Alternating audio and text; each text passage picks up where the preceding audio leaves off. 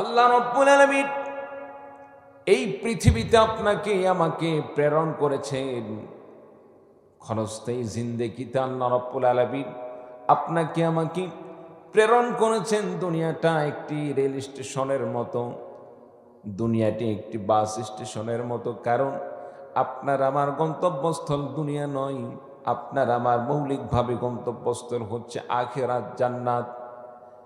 ট্রেনে করে যেমন ঢাকায় যাওয়ার জন্য আপনাকে আমাকে গাড়িতে চড়তে হয়, গাড়ির অপেক্ষা করতে হয়, ঠিক তেমনিভাবে ইমানদার বান্দার গন্তব্যস্থল হলো জান্নাত।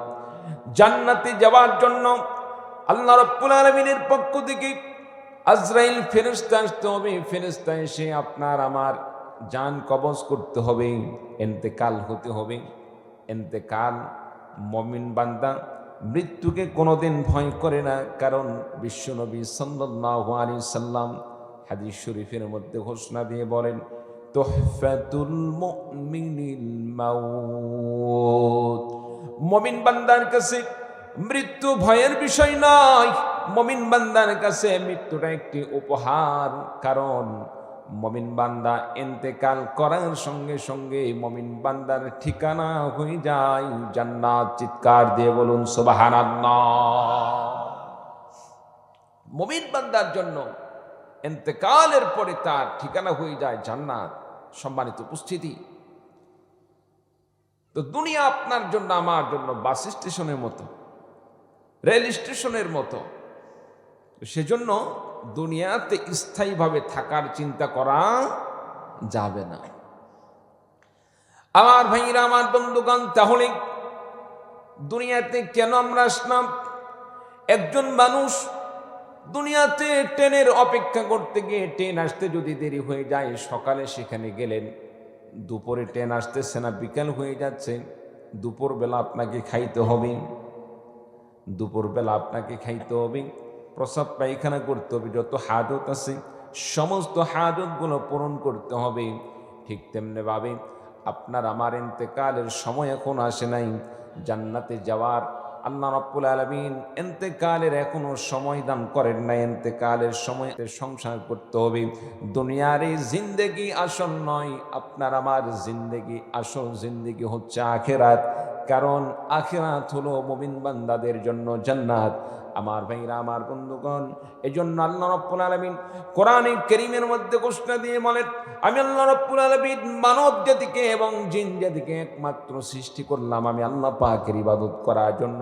আল্লাহ রাব্বুল আলামিন কোরআনে কারীমের মধ্যে বলেন, আল্লাহ পাক কোরআনে কারীমের মধ্যে ঘোষণা দিয়ে বলেন, ওয়া মা খালাকাতুল জিন্না ওয়াল ইনসা ইল্লা লিয়াবুদুন।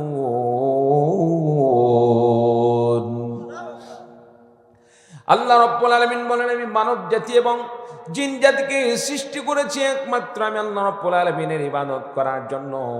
আমার ভাইরা, আমার বন্ধুগণ, তাহলে মানব জাতি হিসেবে আপনার আমার মূল কর্তব্য হচ্ছে আল্লাহর ইবাদত করা, 5 ওয়াক্ত নামাজ আদায় করা, রোজা রাখা, হজ করা, যাকাত দেওয়া, আল্লাহ পাকের আরো যত ইবাদত আছে সমস্ত ইবাদতের মধ্যে লিপ্ত হয়ে যাওয়া।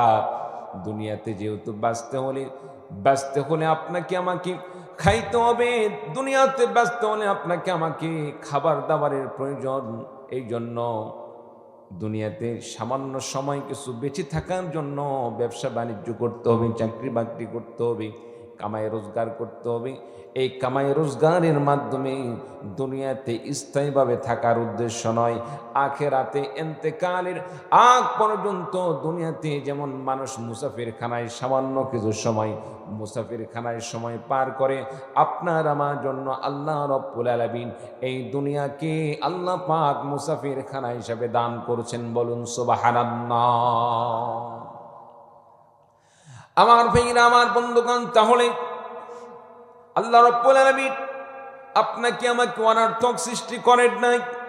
কেন আল্লাহ রাব্বুল আলামিন সৃষ্টি করলেন? আল্লাহ পাক তার ইবাদত করার জন্য সৃষ্টি করেছেন। আল্লাহ পাক ঘোষণা দিয়ে বলেন, ওয়া ক্বাদা রাব্বুকা আল্লা তা'বুদু ইল্লা ইয়্যাহু ওয়া বিল ওয়ালিদাইনি ইহসানা। ইম্মা ইয়াবলুগান্না ইনদাকাল কিবারা আহাদুহুমা আও কিলাহুমা ফালা তাকুন লাহুমা উফফিন ওয়া লা তানহারহুমা ওয়া কুল লাহুমা কওলান কারীমা। চিৎকার দিয়ে বলুন আল্লাহু আকবার।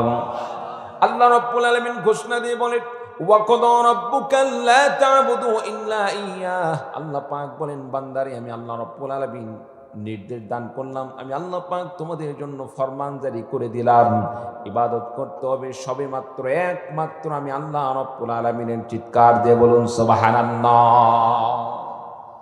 একমাত্র আল্লাহ পাকের ইবাদত করতে হবে। কয়েল কি আশেপাশে আছে এখনো? মনে হয় কয়েল আছে, শুনেছেন তো? আছে না? রাখা যাবে না, কয়েল রাখা যাবে না, কারণ কয়েলের ধোঁয়াতে শ্বাস প্রশ্বাসে কষ্ট হয়। কয়েল বন্ধ করে দেন। সম্মানিত উপস্থিতি, আল্লাহ রাব্বুল আলামিন ঘোষণা করলেন ওয়াকাদা রাব্বুকা আল্লা তা'বুদু ইল্লা ইয়্যাহ। বান্দারে তোমাকে ইবাদত করতে হবে সবেমাত্র একমাত্র আমি আল্লাহ পাকের জন্য। বলুন সুবহানাল্লাহ। আল্লাহ ছাড়া অন্য কারো ইবাদত করা যাবে না, মূর্তি পূজা করা যাবে না, দরগা পূজা করা যাবে না। আর যত রকম আপনার আমার সমাজে পূজা আছে, দেবতার পূজা, খাট পূজা ইত্যাদি কত কি আমাদের সমাজে আছে। পীর পূজা আছে না নাই? দয়াল বাবার পূজা আছে না নাই? আমার ভাইরা, আমার বন্ধুগণ, এই সমস্ত জিনিস থেকে বিরত থাকতে হবে।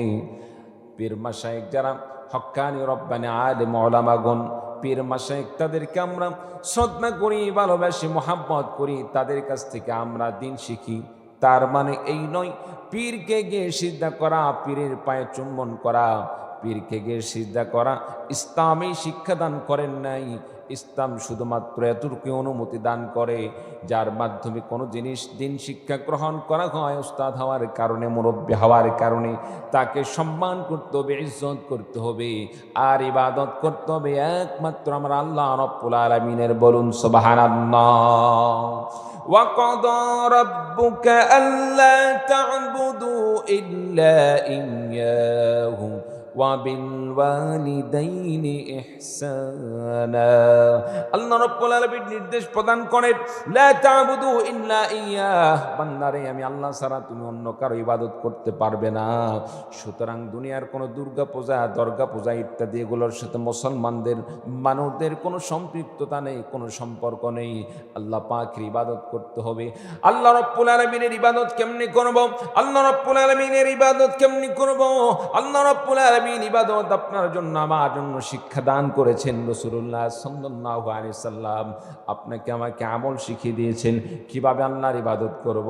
যেমন আমরা 5 ওয়াক্ত নামাজ পড়ি, নামাজ আদায় করি কার সন্তুষ্টির জন্য? রোজা রাখি কার সন্তুষ্টির জন্য? হজ করি কার সন্তুষ্টির জন্য?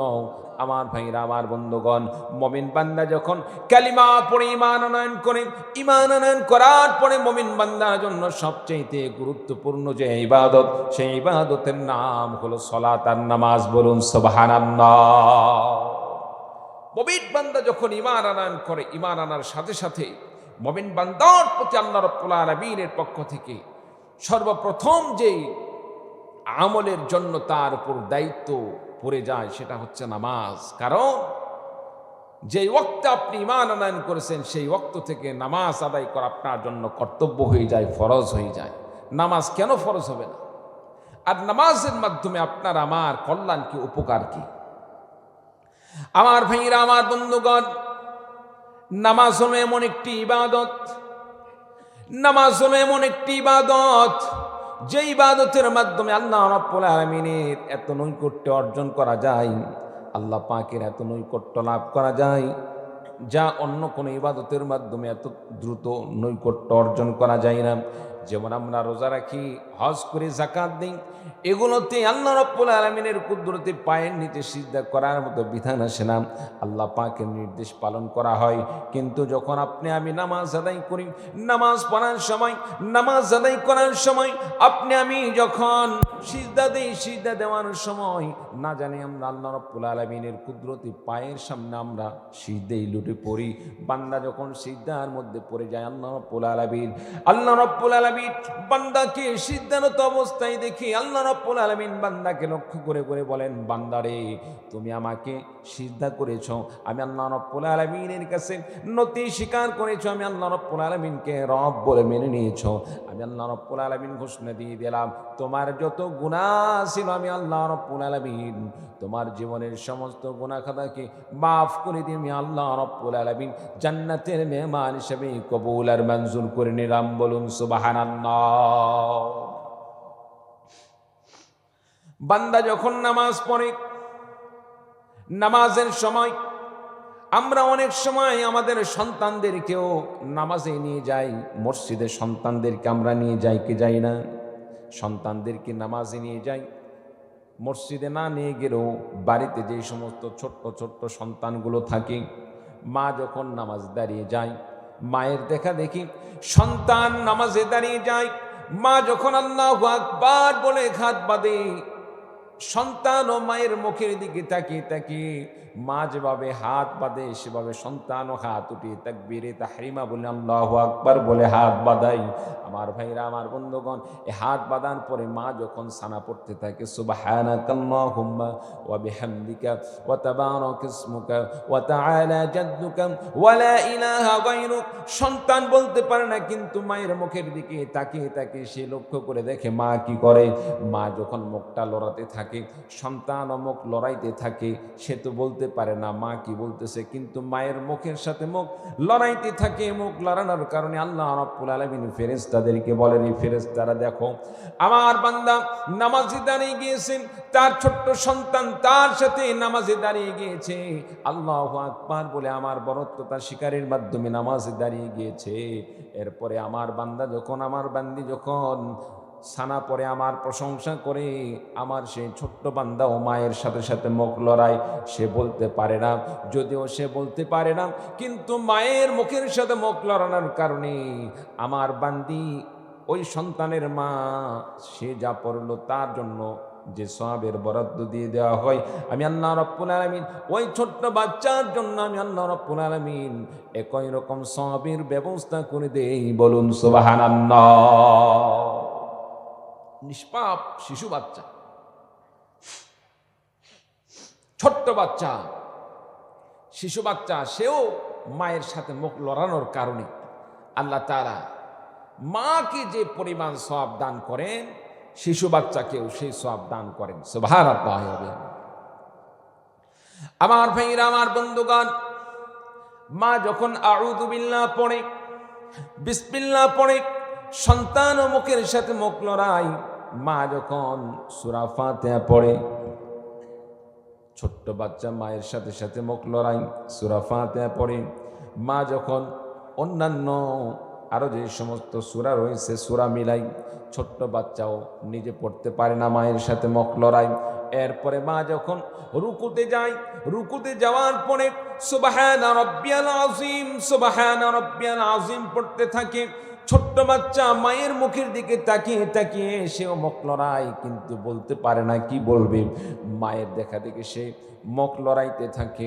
সুবহানা রাব্বিয়াল আযীম মানে হলো সবচাইতে যিনি বড় আল্লাহ পাক, সবচাইতে সম্মানশালী যিনি রব, তার জন্য আমি পবিত্রতা, তার জন্য আমি পবিত্রতা বর্ণনা করছি। মা যখন সুবহানা রাব্বিয়াল আযীম বলে, আল্লাহ রাব্বুল আলামিন মায়ের দোয়ার সাথে সাথে, মায়ের এই তাসবিহ পড়ার সাথে সাথে ছোট্ট বাচ্চা যে তাসবিহ পড়ে, আল্লাহ রাব্বুল আলামিন ছোট্ট বাচ্চার তাসবিহকেও আল্লাহ পাক কবুল মঞ্জুর করে নিয়ে আল্লাহ রাব্বুল আলামিন বান্দার জন্য সওয়াবের বরাদ্দ দিয়ে দেন। বলুন সুবহানাল্লাহ। এই জন্য শিশু বাচ্চাদেরকে নামাজের সময় কাছে টেনে নিব। রাজি আছেন তো ইনশাআল্লাহ? রাজি আছেন তো ইনশাআল্লাহ? ছোট্ট বাচ্চাকে নামাজে নিলে লাভ কি? মসজিদে যখন যাবেন ছোট্ট বাচ্চাকে সাথে নিয়ে যাবেন, কারণ শিশু বাচ্চাদের স্বাভাবিক নিয়ম হলো মা বাবার যা কিছু দেখবে সেটাই সে অনুসরণ করবে, মানুষ যা করবে সেটাই সে দেখে দেখে সেটা করবে। যদিও সঙ্গে সঙ্গে সেটা আমলে পরিণত করতে পারবে না, কিন্তু সে অনুসরণ করার চেষ্টা করবে, অনুকরণ করার চেষ্টা করবে। আমার ভাইরা, আমার বন্ধুগণ, আজকের সন্তানদেরকে যদি আপনি আমি মসজিদে নিয়ে যাই, আপনি আমি নামাজ পড়ার সময় আপনার সাথে আমার সাথে তারা পাশে দাঁড়িয়ে নামাজ পড়া দেখে, নামাজ পড়া দেখলে তার মধ্যে নামাজ পড়া একটি অনুভূতি আসবে, তার মধ্যে নামাজ পড়ার মতো একটি চিন্তাধারা আসবে। আমার ভাইরা, আমার বন্ধুগণ, একদিন আপনি আমি দুনিয়া থেকে বিদায় নিয়ে চলে যাব। এ দুনিয়াতে কেউ আমরা চিরস্থায়ী থাকার জন্য আসি নাই, সবাই চলে যাব।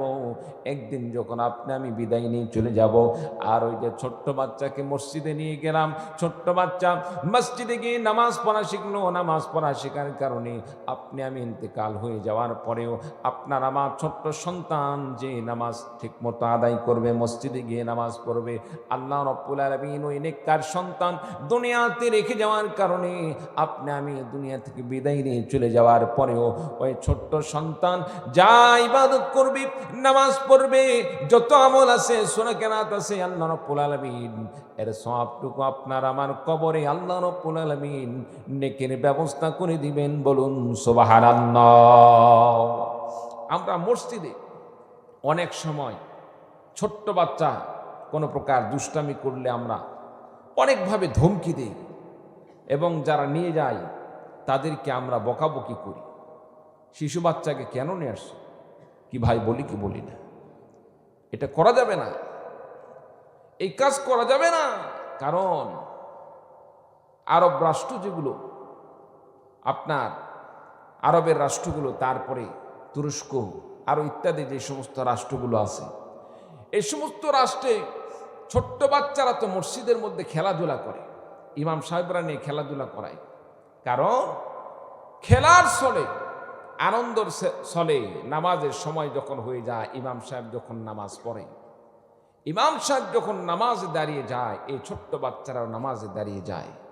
আজকে খেলার ছলে ছোট্ট বাচ্চাগুলো মসজিদে যাওয়া, আগামী দিনে এই ছোট্ট বাচ্চাগুলো এই মসজিদকে নামাজের জন্য আবাদ করার জন্য তারাই প্রথম সারির দায়িত্বশীল হবে। চিৎকার দিয়ে বলুন ঠিক কিনা? এই জন্য শিশু বাচ্চাদেরকে আমরা কোনো ধমকি দেব না, কোনো ধমক দিব না। আর যে সমস্ত মানুষরা, আমরা যারা বাচ্চাদেরকে নিয়ে যাই, তাদেরকেও আমরা কোনো প্রকার গালমন্দ করব না, তিরস্কার করব না, ধমকি দিব না। কারা ধমকি দেয়? মূলত ধমকি তো তারাই দেয় জীবনে নামাজ পড়ে নাই, হঠাৎ করে এসে শেষ সময় এসে মনে চাচ্ছে জীবনে তো নামাজ পড়ে নাই, একটু মসজিদে কিছুদিন যাই। কি বলেন, এইরকম কিছু লোক আছে না নাই? হ্যাঁ, তাকেও ধন্যবাদ জানাই, শেষ বয়সে এসেও তার বুঝ আসছে। কি বলেন ভাই, ঠিক কিনা? তবে তাকে একটু সচেতন হতে হবে, সজাগ হতে হবে। মসজিদ হচ্ছে আল্লাহ তাআলার ঘর, আল্লাহর ঘরে কেউ আসলে তাকে বাধা দেওয়ার কারো অধিকার নাই। শিশু বাচ্চারা আসবে, তারা আস্তে আস্তে ইবাদত শিখবে, আমল শিখবে। আমরা তাদেরকে মসজিদমুখী করব। তারা আজকে আমরা যে দায়িত্ব পালন করছি, একটা দিন তারা এসে আপনার আমার দায়িত্ব পালন করে মসজিদকে তারা আবাদ করবে। বলুন সুবহানাল্লাহ। সন্তানকে দিয়ে দান করার ব্যবস্থা করবেন। জুমার দিনে আপনি যেমন মসজিদে 10 টাকা 20 টাকা দান করেন, ঠিক তেমনিভাবে সন্তানের হাত দিয়েও দান করাবেন। লাভ কি? সন্তানের হাত দিয়ে যখন দান করবেন, দানের টাকা যখন সন্তানের হাত দিয়ে দান করার ব্যবস্থা করবেন, 1 নাম্বার, ছোট্ট বাচ্চা যখন দান করলো, ফেরেশতারা তার দান করা দেখলো, আল্লাহ পাকের কাছে তার রিপোর্ট হয়ে গেল, আল্লাহ রাব্বুল আলামিন তোমার অমুক নিষ্পাপ ছোট্ট বাচ্চা সে দান করেছে, এক তো সওয়াবের ব্যবস্থা, দ্বিতীয়ত এক সময় সেই ছোট্ট বাচ্চা যখন বড় হয়ে যাবে, কামাই রোজগার করা শিখবে, তখন তার মনের মধ্যে একটি জিনিস ভাসবে, ছোট কাল থেকে আমি দান করে আসতেছি, যদি দান না করি তাহলে তো আমার ছোট্ট কালটাই ভালো ছিল। এই জন্য ছোট্ট কাল থেকে যদি সন্তানদের হাত দিয়ে আমরা যদি দান করাতে পারি, তাদের হাত দিয়ে যদি মসজিদ মাদ্রাসা ইত্যাদিতে দান করি, আল্লাহ রাব্বুল আলামিন সন্তানকে দানমুখী করে দিবেন, দানশীল বানিয়ে দিবেন। আমার ভাইরা, আমার বন্ধুগণ, দুনিয়ার কোনো মানুষ যদি দানশীল হয়ে যায়, আল্লাহ রাব্বুল আলামিন দানশীলতার কারণে আখিরাতে আল্লাহ পাক তাকে আল্লাহ রাব্বুল আলামিন মাফ করে আল্লাহ পাক জাহান্নাম থেকে মুক্ত করে জান্নাতের মেহমান বানিয়ে দিতে পারেন, বলুন সুবহানাল্লাহ। এজন্য ছোট্ট বাচ্চাদেরকে যখন মসজিদে নিয়ে যাব তখন তাদের হাত দিয়ে দান করাবো। আমার ভাইরা, আমার বন্ধুগণ, ছোট্ট বাচ্চাকে নামাজের সময় কাছে রাখবো। আল্লাহ পাক তার নামাজ দেখে দেখে আল্লাহ রাব্বুল আলামিন আপনাকে আমাকে যে সওয়াবটুকু দান করবেন সেই সওয়াবটুকু সেই ছোট্ট সন্তানকেও দান করবেন। বন্ধুরা আমার, বলতেছিলাম আল্লাহ রাব্বুল আলামিন নির্দেশ প্রদান করেন, ওয়া কাদা রাব্বুকা আল্লা তা'বুদু ইল্লা আল্লাহ পাক বলেন, বান্দারে তোমার তো একমাত্র ইবাদত করতে হবে আল্লাহ রাব্বুল আলামিনের জন্য। আমি আল্লাহ ছাড়া অন্য কারো ইবাদত করা যাবে না। সুতরাং আমরা যে 5 ওয়াক্ত নামাজ আদায় করি কার সন্তুষ্টির জন্য? আরো জোরে বলুন, কার সন্তুষ্টির জন্য? আল্লাহ পাকের সন্তুষ্টির জন্য। সুতরাং আল্লাহ ছাড়া অন্য কারো ইবাদত করা যাবে না, অন্য কারোর জন্য মাথা নত করা যাবে না, অন্য কারোর জন্য নিজের মাথাকে ঝোঁকানো যাবে না। আল্লাহ পাক আপনাকে আমাকে যে মাথাটি দান করেছেন, আপনাকে আমাকে আল্লাহ রাব্বুল আলামিন যে কপালটা দান করেছেন, এটা অনেক দামি সম্পদ, এটা যেন বিষয় নয়। কারণ অন্যান্য সৃষ্টিজীবকে আল্লাহ রাব্বুল আলামিন যখন সৃষ্টি করেছেন, শুধু আল্লাহ পাক বলেছেন কোন হয়ে যাও, সঙ্গে সঙ্গে হয়ে গিয়েছে। কিন্তু মানুষকে যখন আল্লাহ তাআলা বানালেন, হযরত আদম আলাইহিস সালামকে যখন আল্লাহ পাক সৃষ্টি করলেন, আল্লাহ রাব্বুল আলামিন সৃষ্টি করার সময় ফেরেশতাদেরকে বললেন, রে আমার ফেরেশতারা, আদম আলাইহিস সালাতু ওয়াস সালামের দেহটাকে বানাও, কিন্তু খবরদার তার ফেসটা, তার চেহারা যেন তোমরা বানিও না। কারণ আমি আল্লাহ রাব্বুল আলামিন নিজেই সিদ্ধান্ত নিয়েছি, আমার কুদরতে হাত দিয়ে আমার বান্দা, আমি যে মানব জাতিকে সৃষ্টি করতে চাই, আমার এই বান্দার চেহারাটা আমি আল্লাহ রাব্বুল আলামিন নিজ কুদরতি হাত দিয়ে বানানোর সিদ্ধান্ত নিলাম, বলুন সুবহানাল্লাহ। আপনার আমার যে চেহারাটা এত সুন্দর না, আল্লাহ পাক নিজ কুদরতি হাত দিয়ে লেপে লেপে আল্লাহ তাআলা বানিয়েছে। কত সুন্দর দুটি চক্ষু দান করলেন আল্লাহ তাআলা। আল্লাহ তাআলা এটা নিজ হাতে চক্ষু বানিয়েছেন। কত সুন্দর আল্লাহ রাব্বুল আলামিন ভুরুর ব্যবস্থা করে দিয়েছে। আল্লাহ পাক নিজ কুদরতি হাত দিয়ে আল্লাহ তাআলা বানিয়েছেন। সম্মানিত উপস্থিতি, আমরা একটি জিনিস লক্ষ্য করি, ছোট্ট মেয়েগুলো, আমাদের বাচ্চাগুলো, তারা যখন পুতুল নিয়ে খেলাধুলা করে, মাটি দিয়ে পুতুল বানায় কি বানায় না? পুতুল দিয়ে যখন খেলাধুলা করে, পুতুল দিয়ে খেলাধুলা করার সময় পুতুলটা মন মতো বানাইতে গিয়ে কি করে, দেখা যায় নাক বানাইতে গিয়ে মনে চাচ্ছে একরকম বানানোর জন্য, কিন্তু হয়ে যাচ্ছে আর একরকম। শেষ পর্যন্ত কি করে, হাত দিয়ে লেপে লেপে মোটা নাকটাকে চিকন বানায়। তারপরে চোখটা যদি একটু ভিন্ন রকম থাকে, অনেক কষ্ট করে সেটাকে লেপে লেপে অনেক সুন্দর করে চক্ষু তৈরি করে। সম্মানিত উপস্থিতি, মানুষ, ছোট্ট বাচ্চারা যেমন করে পুতুল বানায় অনেক যত্ন সহকারে, ভালোবাসা, মায়া, মমতা দিয়ে, ঠিক তেমনিভাবে আল্লাহ রাব্বুল আলামিন আপনার আমার এই চেহারাকে আল্লাহ রাব্বুল আলামিন কুদরতিভাবে, আল্লাহ পাক তার কুদরতি হাত দিয়ে আল্লাহ রাব্বুল আলামিন ভালোবাসা আর মায়া মমতা দিয়ে আপনার আমার চেহারাটাকে আল্লাহ পাক বানিয়েছেন, বলুন সুবহানাল্লাহ। যে আল্লাহ রাব্বুল আলামিন আপনার চেহারা দান করলেন, নিজ হাতে বানাইলেন, আল্লাহ রাব্বুল আলামিন আপনার এই কপাল দান করলেন, এই কপাল দিয়ে দুনিয়ার কোনো মানুষকে কি সিজদা করা যায়? দুনিয়ার কোনো মাখলুককে কি সিজদা করা যায়? না, কখনোই না।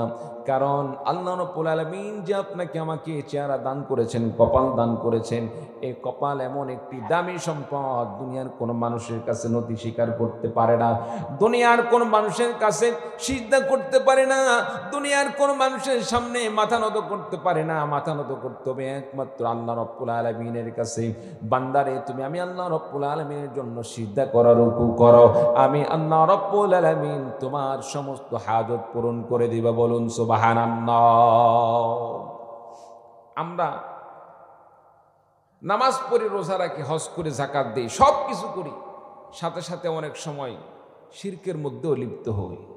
জেনে হোক না জেনে হোক, অনেক সময় আমরা শিরিক করে বসি। কিভাবে শিরিক করি? যেমন আমরা যখন দোকান খুলি সকালবেলা দোকান খোলার সময় অনেক ভাই দোকানের সামনে গিয়ে এরকম করে, আছে না নাই? আপনাদের যশোরে মনে হয় নাই, নওগাঁতে অনেক আছে এরকম। আবার যখন দোকান বন্ধ করে, দোকানে তালা তুলা দেওয়ার পরে তালাতে গিয়ে এরকম করে, ডানে একতলায় বামে একতলায় গিয়ে এরকম ইয়া করে, আবার চুমুনো করতেছে। সম্মানিত উপস্থিতি, দোকানের সামনে, দোকানের তালার সামনে এই সিজদা করে দোকানে কোনোদিন নিজেকে সেভ করতে পারবে?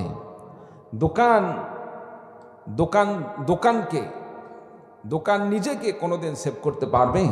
পারবে না। সুতরাং দোকানের সামনে আমি মাথা ঝোঁকাবো কেন? দোকানের সামনে তো মাথা ঝোঁকানোর বিষয় নয়। অনেক ভাই যখন দিনের শুরুতে, যারা বিশেষ করে ড্রাইভিংয়ে থাকে, বাস চালায়, ট্রাক চালায় ইত্যাদি, চালানোর সময় শুরুতে গিয়ে স্টিয়ারিংয়ে উঠেই আগে সালাম করে, আছে না নাই ভাই? সম্মানিত উপস্থিতি, এগুলো হচ্ছে শিরক, এগুলো হচ্ছে শিরক। কারণ যখন মাথা ঝোঁকায় তখন তার ভিতরে এইরকম একটা চিন্তাধারা আসে, দোকানের মাধ্যমেই তো আমি খাই, দোকানে খাওয়াই, এই জন্য দোকানও কিছু ভক্তি পাওয়ার অধিকার রাখে, এই মনে করেই কিন্তু তারা সিজদা দেয়। কি বলেন ভাই, ঠিক কিনা? দোকান যখন বন্ধ করে, দোকানের সামনে মাথা নত করে এই মনে করে যে দোকানের মাধ্যমে তো আমি রিজিক পাই, এই জন্য দোকানও আমার কাছ থেকে কিছু ভক্তি পাওয়ার হক রাখে, অধিকার রাখে। আমার ভাইরা, আমার বন্ধুগণ, কোনো মুসলমান ব্যক্তি, কোনো মুমিন ব্যক্তি, কোনো ইমানদার ব্যক্তি দোকানপাট ইত্যাদি দুনিয়ার কোনো বস্তুর কাছে, কোনো মানুষের কাছে মাথা নত করতে পারে না। কোনো মানুষের কাছে, কোনো বস্তুর কাছে, দোকানপাটের কাছে নতি স্বীকার করতে পারে না। দোকান খোলা, দোকান বন্ধ করা, কিভাবে দোকান খুলতে হবে, কিভাবে দোকান বন্ধ করতে হবে, আমার ভাইরা, আমার বন্ধুগণ, ইসলাম সেটাও শিক্ষা দান করেছেন। আমরা ইসলামের শিক্ষা গ্রহণ না করি কাফের মুশরিকদের দেখা দেখি আমরা তাদের অনুসরণ করি, দোকানকে ভক্তি করি, দোকানকে সালাম করি। আমার বন্ধুগণ, কাফের মুশরিকদের অনুসরণ করে যদি আমি মনে যদি করে থাকি যে দোকানের মাধ্যমে আমার খাবার হয়, দোকানকে সিজদা করতে হবে, গাড়ির মাধ্যমে খাবারের ব্যবস্থা হয়, গাড়িকে সিজদা করতে হবে, নামাজ পড়লাম আল্লাহর জন্য, নামাজ আল্লাহ রাব্বুল আলামিনের সামনে মাথা নত করলাম, সিজদা দান করলাম, দোকান খোলার সময় দোকানের সামনে গিয়ে মাথা নত করলাম, তার মানে হচ্ছে আল্লাহকেও আমি ইবাদত করলাম, আল্লাহর সামনেও সিজদা করলাম, দোকানের সামনেও সিজদা করলাম। আল্লাহর সাথে দোকানকে আমরা শিরিক করে ফেলে দিলাম, দোকানকে ইবাদতের ক্ষেত্রে আমরা অন্তর্ভুক্ত করে ফেললাম। আমার ভাইরা, আমার বন্ধুগণ, বিশ্বনবী সাল্লাল্লাহু আলাইহি ওয়াসাল্লাম ঘোষণা দিয়ে বলেন, মান তাশাব্বাহা বিকওমিন ফাহুয়া মিনহুম, যে ব্যক্তি যে জাতির সাথে সাদৃশ্য রাখবে তার হাসর নাসর হবে তার সাথে। তার মানে হচ্ছে কাফের মুশরিকদের অনুসরণ করে যদি আমি রাসূলের সুন্নাহকে বাদ দিয়ে তাদের মতো যদি দোকান খুলি, তাদের মতো দোকানে সিজদা করি, আপনার আমার ঠিকানা হয়ে যাবে কাফের মুশরিকদের সাথে। তার মানে হলো আপনার আমার ঠিকানা হয়ে যাবে জাহান্নাম। বলুন নাউযু বিল্লাহ। আর যদি রাসূল সাল্লাল্লাহু আলাইহি সাল্লামের সুন্নাতকে অনুসরণ করে আমি দোকান খুলি, গাড়ি চালানো শুরু করি, মা বোনেরা যারা বাড়ির কাজ করে, মা বোনেরাও যদি রাসূলুল্লাহ সাল্লাল্লাহু আলাইহি সাল্লামের সুন্নাতকে অনুসরণ করে যদি আমল করে চলে, আল্লাহ পাক প্রত্যেকটা কাজের মধ্যে বরকত দান করবেন। রাসূলের সুন্নাত কি, রাসূলের আদর্শ কি, রাসূলুল্লাহ সাল্লাল্লাহু আলাইহি সাল্লাম হাদিস শরীফের মধ্যে বলেন, কুল্লু আমরিন যিবালিন লাম ইউবদা বিহামদিল্লাহি আও বিইসমিল্লাহি ফাহুয়া আকতাউ। যখন কোন মুমিন বান্দা তার গুরুত্বপূর্ণ কাজ আল্লাহর নাম নিয়ে না শুরু করে, আল্লাহর কৃতজ্ঞতা নিয়ে না শুরু করে, ওই কাজটা লেস কাটা মতো হয়ে যায়। একটি গরু ছাগল বাজারে কিনতে গিয়ে যদি আমি গরু ছাগল, লেস কাটা গরু ছাগলকে কিনে নিয়ে আসি, বাড়িতে নিয়ে আসার পরে একটা কেউ পছন্দ করবে না। কারণ একটি গরু একটি ছাগলের জন্য সবচেয়ে মানানসই যে জিনিস সেটা হচ্ছে কানটা যদি দেখার মতো হয়ে থাকে, লেজটা যদি সুন্দর লম্বা হয়, এগুলাই হচ্ছে গরু ছাগলের জন্য সৌন্দর্যতা। ঠিক তেমনি ভাবে বান্দা যদি আমলের মধ্যে আল্লাহ রাব্বুল আলামিনের নাম নিয়ে না শুরু করে, আল্লাহ পাকের কৃতজ্ঞতা নিয়ে যদি বান্দা আমল না করে, বিসমিল্লাহ দিয়ে যদি কাজ শুরু না করে, আল্লাহ রাব্বুল আলামিনের কাছে আমল পৌঁছবে, কিন্তু আল্লাহ রাব্বুল আলামিনের কাছে সেই আমল পছন্দ হবে না। লেস কাটা গরু যেমন বাজারে গিয়ে আমরা কিনতে চাই না, ঠিক তেমনি ভাবে বিসমিল্লাহ বিহীন, আলহামদুলিল্লাহ বিহীন আমল আল্লাহ পাকের কাছে কবুল হয় না। বলুন নাউযুবিল্লাহ। এজন্য যখন দোকান খুলবো কি দিয়ে শুরু করব? বিসমিল্লাহ বলে আমরা দোকান খোলা শুরু করব। দোকান বন্ধ করার সময় বিসমিল্লাহ দিয়ে শুরু করব। বাড়ির যত কাজ আছে বিসমিল্লাহ দিয়ে শুরু করব। ব্যবসা বাণিজ্য শুরু করব বিসমিল্লাহ দিয়ে, ক্ষেত খামার শুরু করব বিসমিল্লাহ। আমার ভাইরা, আমার বন্ধুগণ, আগের যুগে দেখতাম চাচারা, গ্রামের চাচারা, বাপ চাচারা যখন ধান কাটার পরে যখন খলাতে ধান ওজন করে যারা ধান ক্রয় করার জন্য আসে তাদের কাছে যখন বিক্রয় করে, কিংবা নিজের গোলাতে যখন ধান ভরায়, ধান ভরানোর সময় সর্বপ্রথম তারা এক দিয়ে শুরু করতো না। যখন তারা পাল্লা দিয়ে ওজন করবে, প্রথমবারে সে বিসমিল্লাহ দিয়ে শুরু করে, বিসমিল্লাহ বরকত বরকত বলতে বলতে শুরু করে। দ্বিতীয়বার যখন পাল্লাতে আবার ধান ওঠায়, তখন গিয়ে 2 বলা শুরু করে। তার মানে হলো বান্দা বিসমিল্লাহ দিয়ে শুরু করছে, বান্দা আল্লাহর নাম নিয়ে শুরু করছে, বরকত দিয়ে শুরু করছে। আল্লাহ রাব্বুল আলামিন তার কামাই রোজগারে আল্লাহ পাক বরকতে ভরপুর করে দেন। বলুন সুবহানাল্লাহ। আর বর্তমানে আমাদের মধ্যে সেই জিনিস নাই, কিন্তু কি বলেন ঠিক কিনা?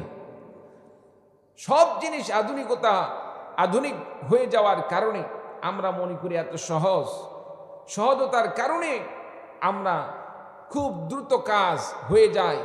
আল্লাহ বিল্লাহ যা আছে, আল্লাহর নাম, আল্লাহর প্রশংসা, এগুলো আমাদের মুখে আসে না। কারণ আধুনিক হয়ে যাওয়ার কারণে আপনার আমার সেই কষ্টের দিনগুলো আর মনে পড়ে না। এই ধান তোলা যে কি কষ্ট ছিল এক সময়, এখন বিভিন্ন উন্নত মানের মেশিন আসার কারণে আগের সেই কষ্ট কিন্তু অনুভব হয় না। কি বলেন ভাই, ঠিক কিনা? আমাদের গ্রামে দেখতাম কুষ্টিয়ার এই সাইড থেকে কিছু ভাই ধানের সময়, ইরি ধান কাটার সময় তারা কাজ করতে যাইত। আসলে এটা শরমের বিষয় তা না। এক এক এলাকায় আল্লাহ তাআলা একক জিনিস দান করছেন। যেমন নাটোরের এই সাইড, আপনাদের এই সাইডে কিছু এলাকা আছে রসুন পেঁয়াজ এগুলোর আবাদ হয়, ধানের আবাদ কম হয়।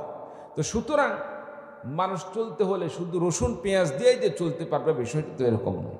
বাড়িতে তো চাউলের দরকার আছে, না হলেও তো কিনা খাইতে হবে।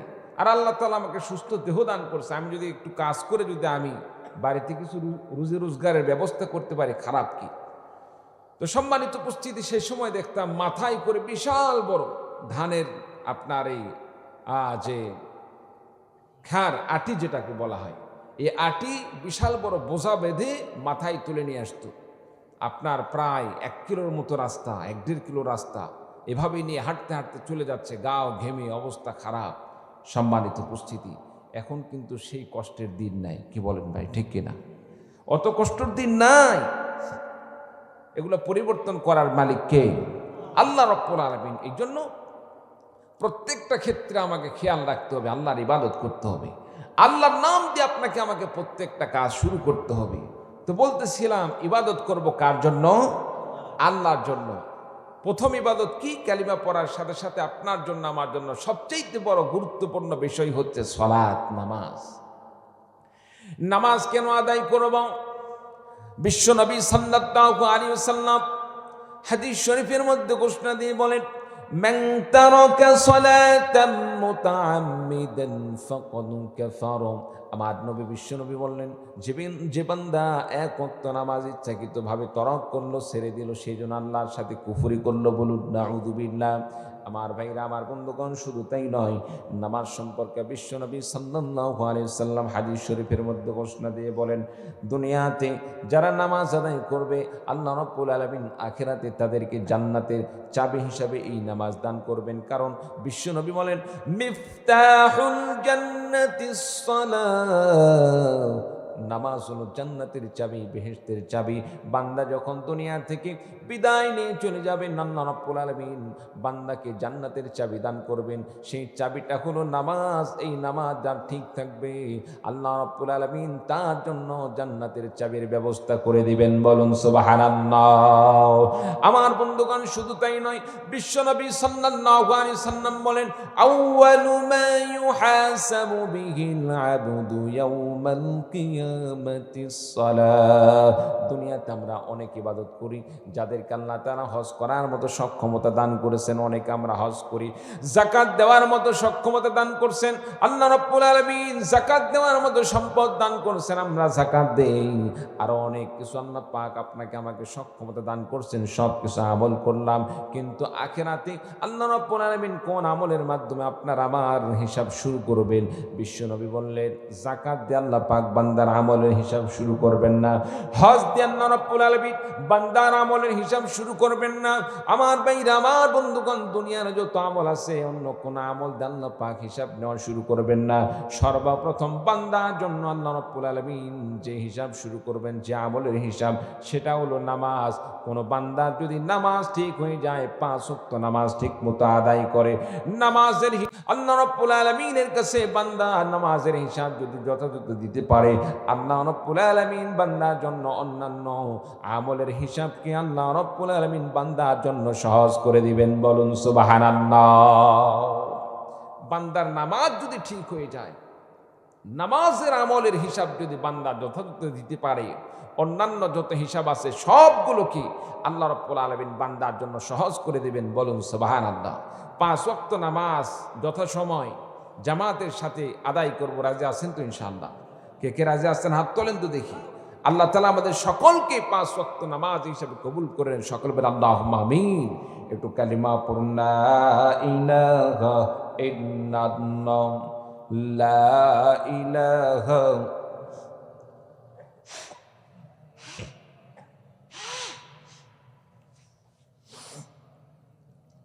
সুবহানাল্লাহ ওয়ালহামদুলিল্লাহ, লা ইলাহা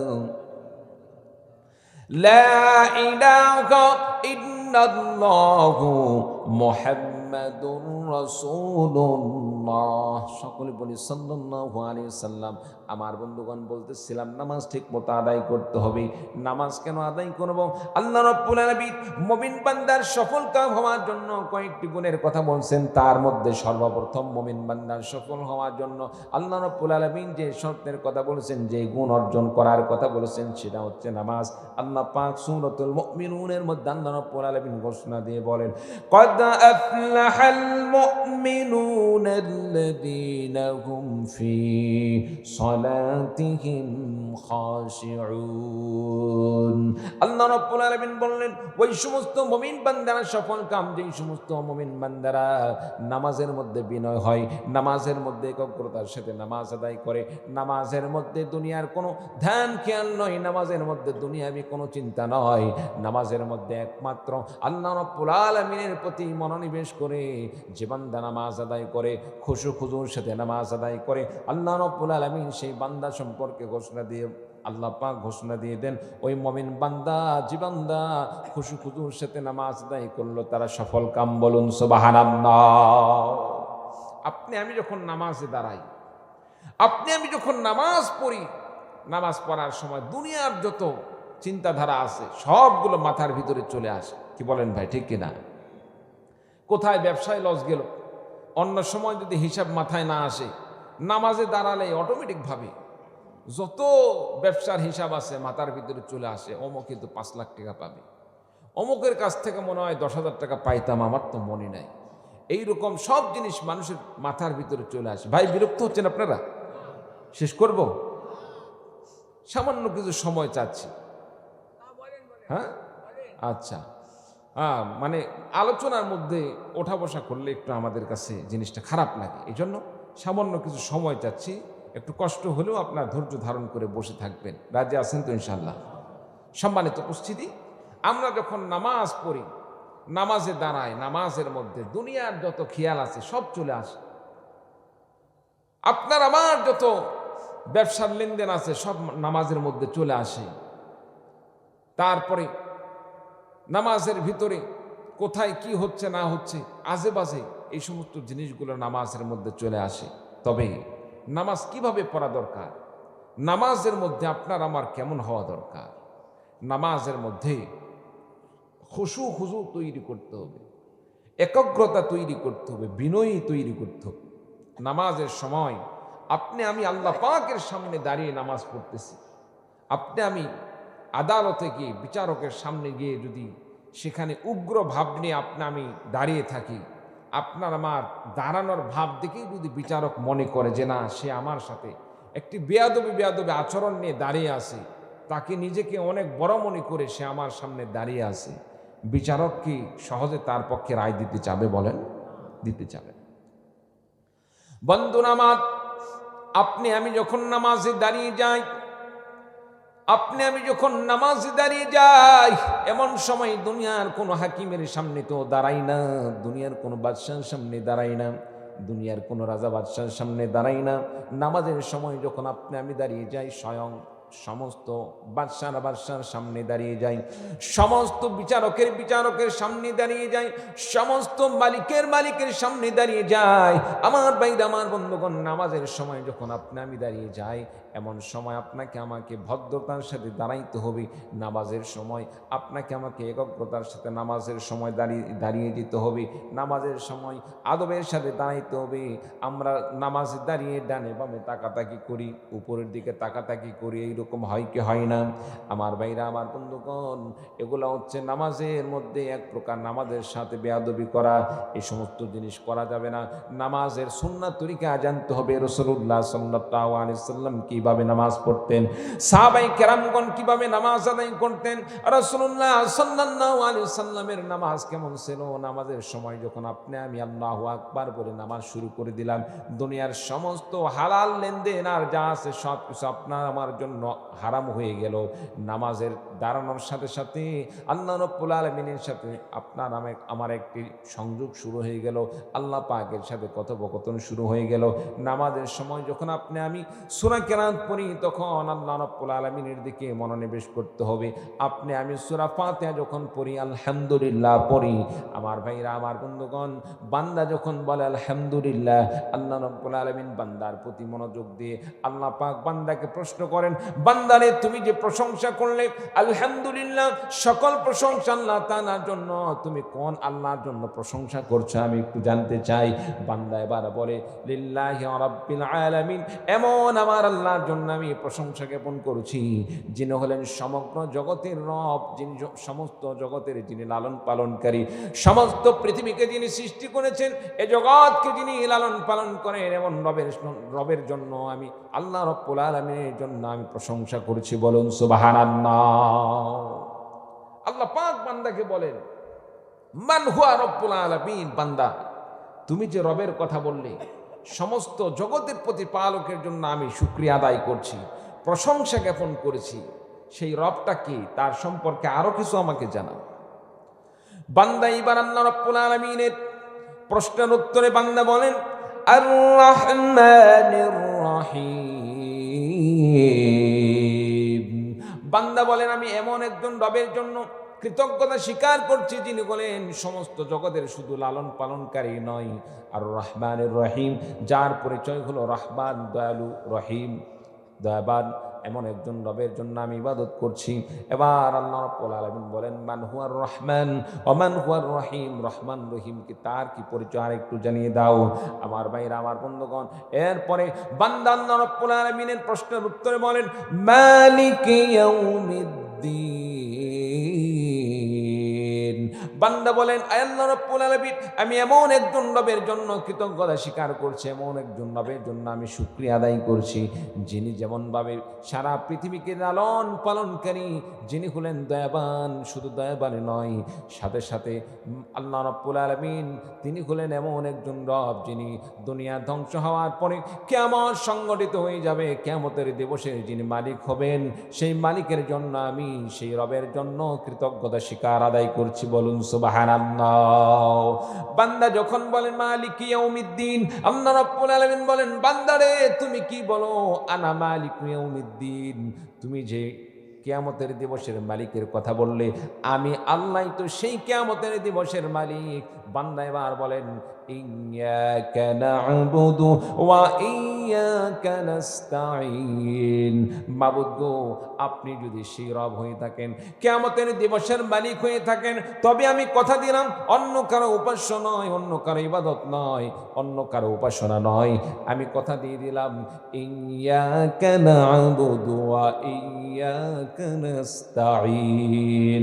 আমি আপনারও ইবাদত করি, আপনার উপাসনা করি, আর আমার যত চাহিদা আছে, যা চাওয়া পাওয়া আছে, আপনার কাছে আমি আবেদন করি। বলুন সুবহানাল্লাহ।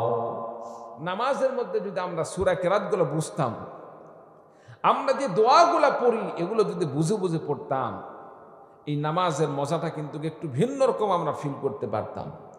আমরা সূরা কেরাত বুঝি না, আমরা আরবির অর্থ বুঝি না, যার কারণে এগুলো অর্থ না বোঝার কারণে নামাজে দাঁড়ায় কোনো মতো দায়িত্ব সারা, দায় সারা নামাজ যেটাকে বলা হয়। কোনো মতো মসজিদে উপস্থিত হয়ে আল্লাহু আকবার বলি, সূরা ফাতিহা পড়ে শেষ করলাম, আর একটা সূরা মিলালাম, রুকু সিজদা একেবারে মনে হয় কারেন্টের যে সমস্ত মেশিন চালিত, অটো চালিত যে মেশিনগুলো আছে, ধপধপ করে রুকু করলাম, সিজদা করলাম, এদিক সেদিক সালাম ফিরা, দোয়া দরুদ কিছু নাই, উঠে চলে গেলাম। এরকম নামাজে আসে না নাই? আসে না নাই? সম্মানিত উপস্থিতি, নামাজের প্রত্যেকটা রকম সম্পর্কে আপনাকে আমাকে তারতিলের খেয়াল রাখতে হবে।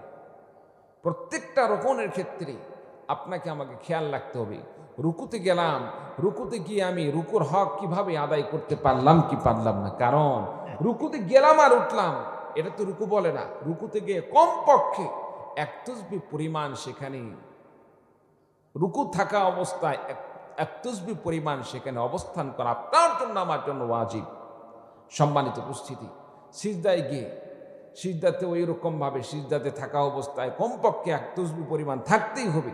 যদি আপনি রুকু সিজদায় এরকম দেরি না করি, গেলাম আর উঠলাম, আপনার এই নামাজ আল্লাহর দরকার নেই। কি বলেন ভাই, ঠিক কিনা? আল্লাহ পাককে যদি খুশি করার জন্য আপনি আমি নামাজ পড়ে থাকি, সেই নামাজটা আল্লাহর পছন্দ মতো হতে হবে, আল্লাহর পছন্দ অনুযায়ী হতে হবে। এই জন্য রুকু সিজদা দেরি করা এটা হচ্ছে ওয়াজিব। রুকু সিজদায় যদি যথাযথ দেরি না করি, আল্লাহ তাআলার কাছে নামাজ কবুল হবে না। আমরা অনেকে আছি, রুকু গেলাম, রুকু থেকে সোজা হয়ে আমরা অনেকে উঠি না, মাথা কোনো মতো একটু খাড়া করছে, হালকা একটু জাগানোর পরে আবার সিজদা চলে যায়। এরকম আছে না নাই? এই সমস্ত মানুষ তো প্রকৃতপক্ষে হচ্ছে নামাজ চোর। কি বলেন ভাই? এরা কি নামাজ চোর। এরা কিয়ামত পর্যন্ত যদি নামাজ পড়ে, কিয়ামত পর্যন্ত হায়াত পেয়েও যদি নামাজ পড়ে, তাদের নামাজ আল্লাহর কাছে কবুল হবে না। কারণ নামাজ পড়তে এরা মূলত আল্লাহর সন্তুষ্টির জন্য নামাজ পড়ে না, দায় সারা নামাজ। দায় সারা জিনিস আল্লাহ তাআলার কাছে পছন্দ হয় না, কবুল হয় না। এই জন্য নামাজের সময় আমরা যথাযথভাবে প্রত্যেকটা আরকানগুলো, আহকামগুলো আমরা রসুলের সুন্নাহ মোতাবেক আদায় করব। রাজি আছেন তো ইনশাআল্লাহ? রাজি আছেন তো ইনশাআল্লাহ? আমার ভাইরা, আমার বন্ধুগণ, তাহলে নামাজের মধ্যে খুশু তৈরি করতে হবে। নামাজের মধ্যে ডানি বামে তাকানো যাবে না, নামাজের মধ্যে আসমানের দিকে তাকানো যাবে না, নামাজের মধ্যে এদিক সেদিক তাকানো যাবে না। সাহাবায়ে কেরামগণ কিভাবে নামাজ পড়তেন আমার ভাইরা, আমার বন্ধুগণ? সাহাবায়ে কেরাম তো তারা নামাজের মধ্যে এমনভাবে খুশু তৈরি করতেন। নববধূ বাড়িতে আসছেন, নববধূ বাড়িতে আসার পরে স্ত্রীকে নতুন ঘরে নিয়ে আসছে, নতুন স্ত্রীকে ঘরে নিয়ে আসছে। ঘরে রাখার পরে স্ত্রীকে বললেন 2 রাকাত নামাজ পড়তে চাই। স্ত্রী অনুমতি দিয়ে দিলেন, ঠিক আছে নামাজ পড়ো। আমার ভাইরা, আমার বন্ধুগণ, সাহাবায়ে কেরামগণ তো নামাজের মধ্যে এমনভাবে আত্মিকভাবে আল্লাহ তাআলার সাথে তার মনোনিবেশ হয়ে যেত। নামাজের মধ্যে যখন প্রবেশ করত, দুনিয়ার সব কিছু তারা হারিয়ে ফেলত। সাহাবীরা তো এমন করছেন, নামাজে দাঁড়িয়ে গিয়েছেন, নামাজ 2 রাকাত নামাজ আদায় করতে করতে সারা রাত পার হয়ে গেছে, নতুন স্ত্রীর কথাও তার মনে ছিল না। বলুন সুবহানাল্লাহ। আর আমরা করি কি? নতুন স্ত্রী তো পরের কথা, সাধারণ কোনো মেহমান আসলে নামাজ যে পড়া লাগবে সে নামাজের কথাও আমরা ভুলে যাই। কি বলেন, ঠিক কিনা? নামাজে খুশু পরের কথা, নামাজের কথাই আমরা ভুলে যাই, পরে হবি না নামাজ।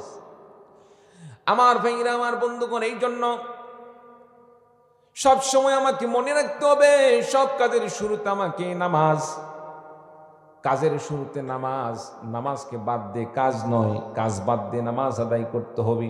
যে বান্দা যে জিনিসকে আপন করে নেবে সে জিনিস তার আখিরাতে তার সঙ্গে হবে। কাজকে যদি আপন করে নেই কাজ হবে সেদিন আপনার আমার সঙ্গী, নামাজকে যদি আপনি আমি সঙ্গী করে নেই সেদিন আপনার আমার সঙ্গী হবে নামাজ। বান্দার জন্য যদি নামাজ সঙ্গী হয়ে যায়, নামাজ আল্লাহ রাব্বুল আলামিনের কাছে বান্দার পক্ষে সুপারিশ করে আল্লাহ পাকের জান্নাতের মধ্যে মেহমান হিসেবে নিয়ে যাবেন। বলুন সুবহানাল্লাহ। আমার ভাইরা, আমার বন্ধুগণ, তাহলে নামাজ ঠিকমতো আদায় করতে হবে। নামাজ আদায় করতে পারলে মুমিন বান্দা সফল কাম হয়ে যাবে।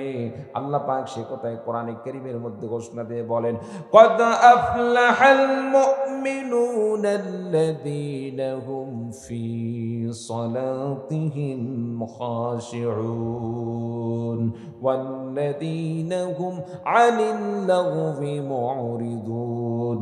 মুমিন বান্দা সফল কাম হওয়ার জন্য আল্লাহ রাব্বুল আলামিন 2 নম্বর যে গুণের কথা বলেছেন, মুমিন বান্দা অনর্থক কর্মকাণ্ড থেকে দূরে থাকবে, অনর্থক কাজ কর্মের মধ্যে লিপ্ত হবে না, অপ্রয়োজনীয় কোনো সময় নষ্ট করবে না। আমরা একটু সময় পাইলে করি কি গল্প গুজব করার জন্য, কোন বন্ধু ফ্রি আছে তার কাছে যাই, হয় কি হয় না, সেখানে গিয়ে বলি ভালো লাগতেছে না গল্প করার জন্য আসলাম, কি বলেন, এরকম হয় কি হয় না? গল্প গুজব না করে যদি ফ্রি টাইমটি আল্লাহ রাব্বুল আলামিনের জিকিরের মধ্যে কাটাই, কোরআনে কারীমের তেলাওয়াতের মাধ্যমে কাটাই, ফাঁকা সময়টা যদি আল্লাহ রাব্বুল আলামিনের স্মরণের মধ্য দিয়ে কাটাই, আল্লাহ রাব্বুল আলামিন ঘোষণা দিয়ে বলেন, যে বান্দা অনর্থক কাজ থেকে নিজেকে বিরত রাখলো, নেক কাজের মধ্য দিয়ে সময় পার করলো, আল্লাহ পাক ঘোষণা দিয়ে বলেন ওই সমস্ত মুমিন বান্দারা সফল কাম, তারা জান্নাতি আর সফল কাম। বলুন সুবহানাল্লাহ। আমরা একটু সুযোগ পাইলে বন্ধু বান্ধব যারা আছে তাদেরকে কি বলি, ভালো লাগতেছে না, যাও তাড়াতাড়ি একটা লুডো নিয়ে আসো, কি বলেন ভাই, লুডো নিয়ে আসো। আর না হয় তাস তো আছে, এটা তো আর বলা লাগে না। তো তাস খেলা এটা সকলের মন মেজাজ অনুযায়ী হয় না, কারণ তাস এটা একটু মানুষেরা একটু অন্য ধরনের আমরা মনে করে থাকি, কি বলেন ভাই, ঠিক কিনা? কিন্তু লুডো খেলাটা হুজুর থেকে শুরু করে যত কোয়ালিটির মানুষ আছে, বন্ধু বান্ধব একটু মন মতো হলেই এই লুডো খেলাটা খেলা যায়। তো এই যে আপনার আমার এই গুরুত্বপূর্ণ সময়টাকে আপনি আমি অনর্থক কাজে ব্যয় করলাম। আচ্ছা বলেন তো দেখি, লুডো খেলার মাধ্যমে আমাদের উপকার কি? কোনো উপকার আছে? কোনো উপকার নাই।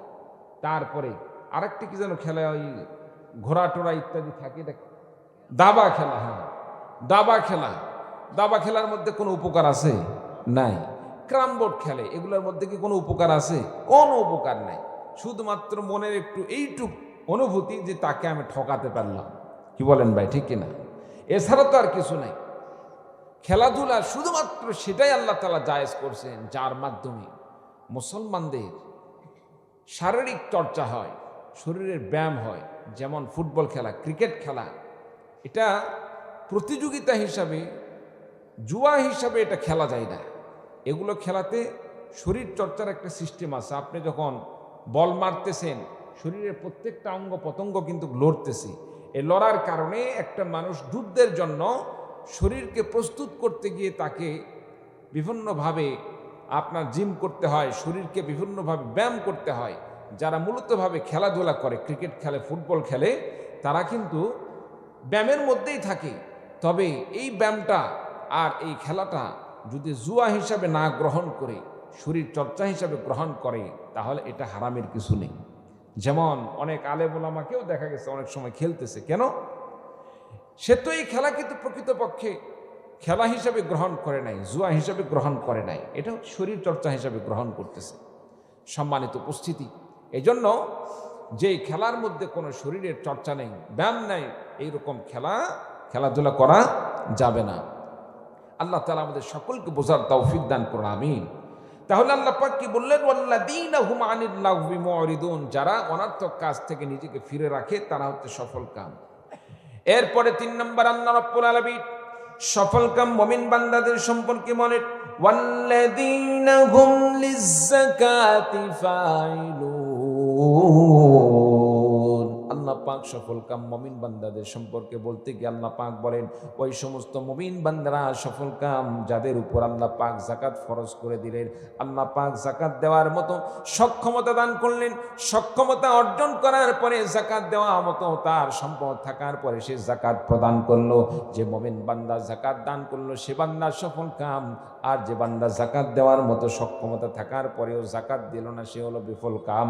আমার ভাইরা, আমার বন্ধুগণ, আমাদের সমাজে এমন অনেক মানুষ আছে নামাজ ঠিক মতো আদায় করতেছে, আমার বন্ধুগণ হজ করার কথা বললে হজও করতেছে, অন্যান্য যত ইবাদত আছে সমস্ত ইবাদত করতেছে, চিল্লার পরে চিল্লা দান করতেছে, পীর মাশায়েখদের কাছে যথাযথভাবে যাওয়া আসা করতেছে, কিন্তু যখন যাকাতের হিসাব তাকে দেওয়া হয়, আপনি লক্ষ লক্ষ টাকার মালিক, কোটি কোটি টাকার মালিক, এই টাকার মধ্যে তো আল্লাহ পাক গরিবদের একটি হক দান করেছেন, আপনি যাকাত দেন না কেন? আমার বন্ধুগণ, যাকাতে তার সাথে আর কোনো কথা বলার সুযোগ থাকে না, সে এমনিতে কেটে পড়ে যায়। এইরকম আছে না নাই?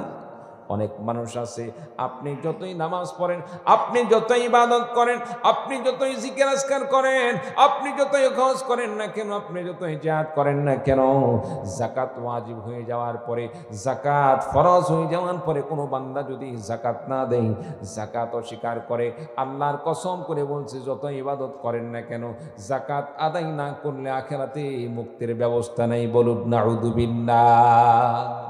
সম্মানিত উপস্থিতি, আপনারা মনে হয় একেবারে ঝিমিয়ে পড়ছেন, খারাপ লাগতেছে? এই পিছনের ভাইরা বলেন তো, খারাপ লাগতেছে? আছেন তো? তাকবীর লাগালে কি দেওয়া যাবে ইনশাল্লাহ? সকলে একটু গলাটা ঝেড়ে নেই।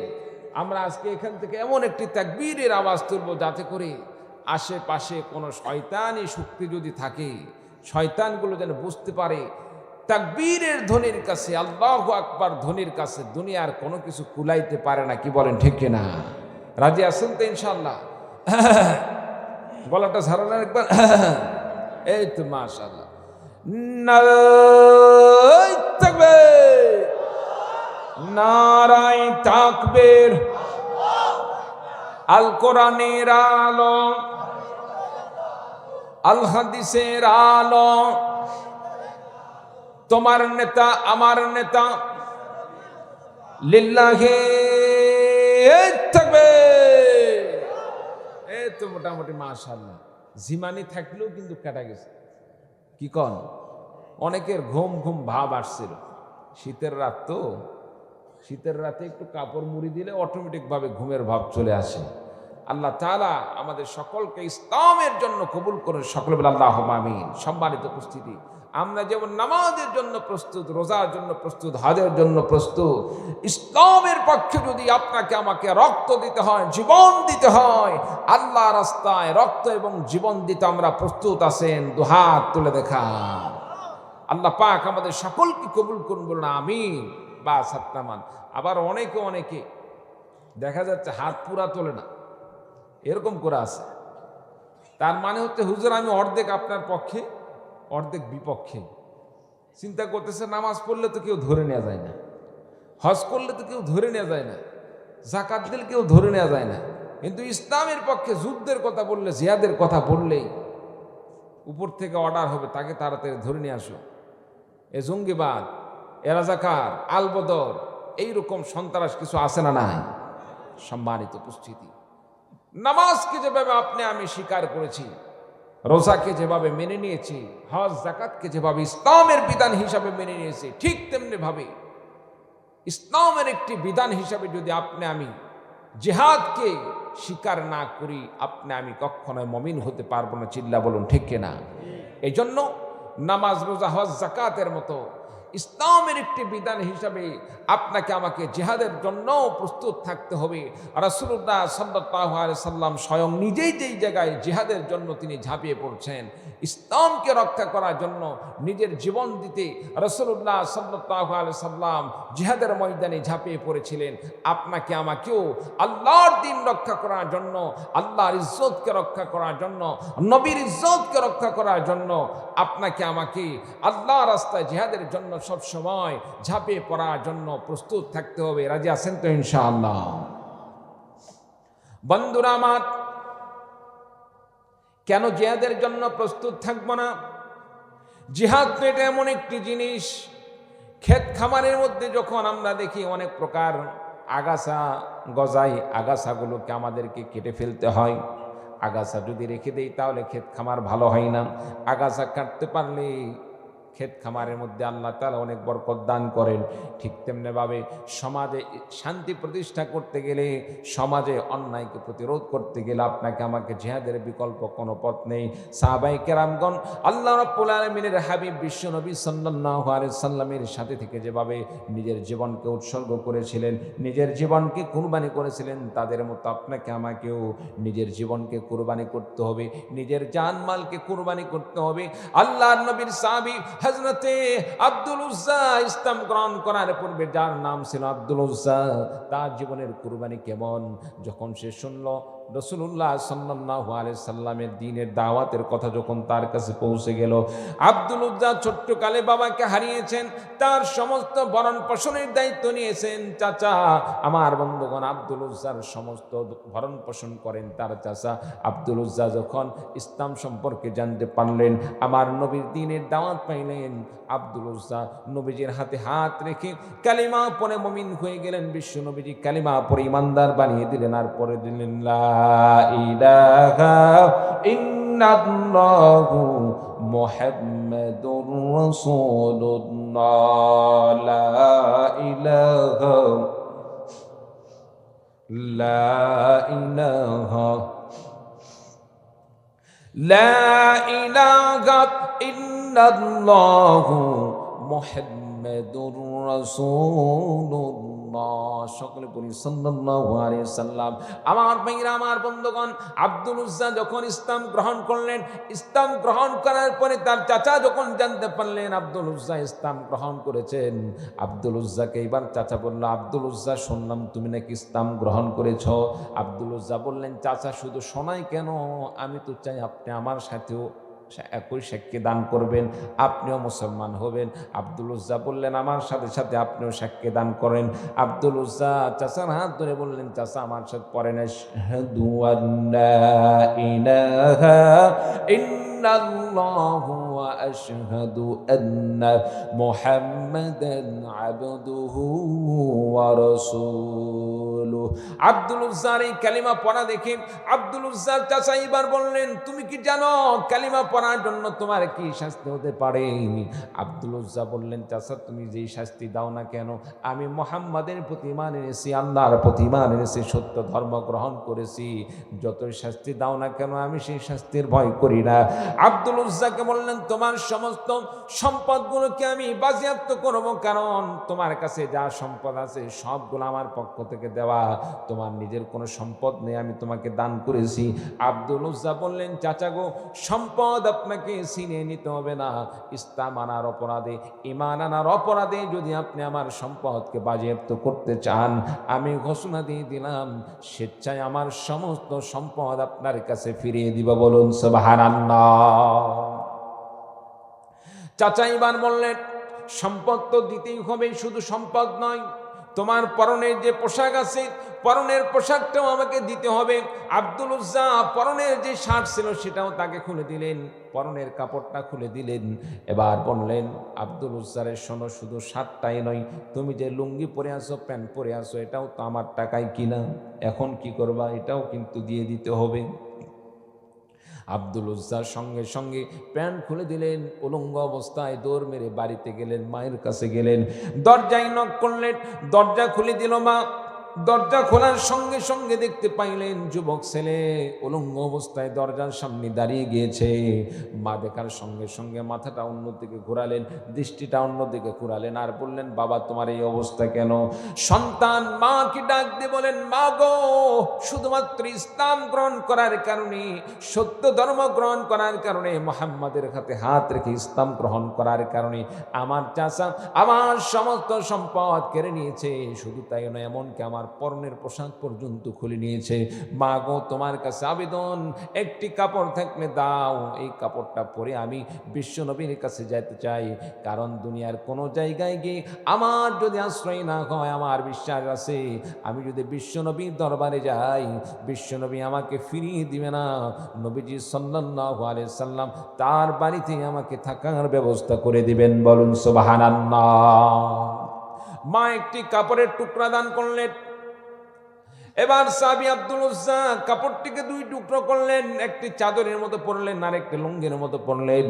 লুঙ্গির মতো পরেনি, রাতের আধারে শীতের কনকনা রাতে রওনা হলেন মদিনার পথে। যাইতে যাইতে সকালবেলা বিশ্বনবীর বাড়ির সামনে উপস্থিত, নবীজি সাল্লাল্লাহু আলাইহি সাল্লামের বাড়ির সামনে উপস্থিত হয়ে আব্দুল উজ্জা সালাম করলেন। নবীজি ঘর থেকে বাইরে হয়ে আসলেন। আসার পরে দেখেন একজন যুবক মানুষ, গায়ে তেমন পোশাক নাই, শীতের রাত্রিতে, কনকনা শীতের মধ্যে, শীতের কারণে যুবকটি কাঁপতেছেন। পাতলা কাপড় একটি চাদরের মতো পরা আর একটি লুঙ্গির মতো পরা। যুবককে বললেন, যুবককে তোমার এই অবস্থা কেন? তুমি কোথায় থেকে এসেছো? তোমার এই অবস্থা কেন? যুবক বললেন, আমি মক্কা থেকে এসেছি। আমার এই অবস্থার কারণ হচ্ছে আমি ইসলাম গ্রহণ করার অপরাধী। আমার চাচা আমার সমস্ত সম্পদ ছিনিয়ে নিয়েছেন। শুধু সম্পদ নয়, আমার পরনের কাপড় পর্যন্ত ছিনিয়ে নিয়েছেন। মার কাছ থেকে একটি ছোট্ট কাপড়ের টুকরা নেই, কোনো মতো আমি সতর ঢেকে আপনার কাছে এসেছি। বিশ্বনবী ঘরের মধ্যে প্রবেশ করলেন। নবীজির নিজ পরিহিত একটি জুব্বা মোবারক তাকে উপহার দান করলেন আর বললেন, বাবা তুমি এটা পরে নাও, এই কাপড় পরিধান করে তুমি শীতের কষ্ট থেকে নিজেকে একটু আবৃত করে নাও। আমার ভাইরা, আমার বন্ধুগণ, নবীজির পোশাক তিনি পরিধান করলেন। এরপরে বিশ্বনবী সাল্লাল্লাহু আলাইহি সাল্লাম বললেন, যুবককে তোমার নাম কি? যুবক বললেন, আমার নাম হলো আব্দুল উজ্জা। বিশ্বনবী সাল্লাল্লাহু আলাইহি সাল্লাম বললেন, রে যুবক শোনো, দুনিয়ার কোন মানুষের নাম আব্দুল উজ্জা হতে পারে না, কোন মুমিনের নাম আব্দুল উজ্জা হতে পারে না।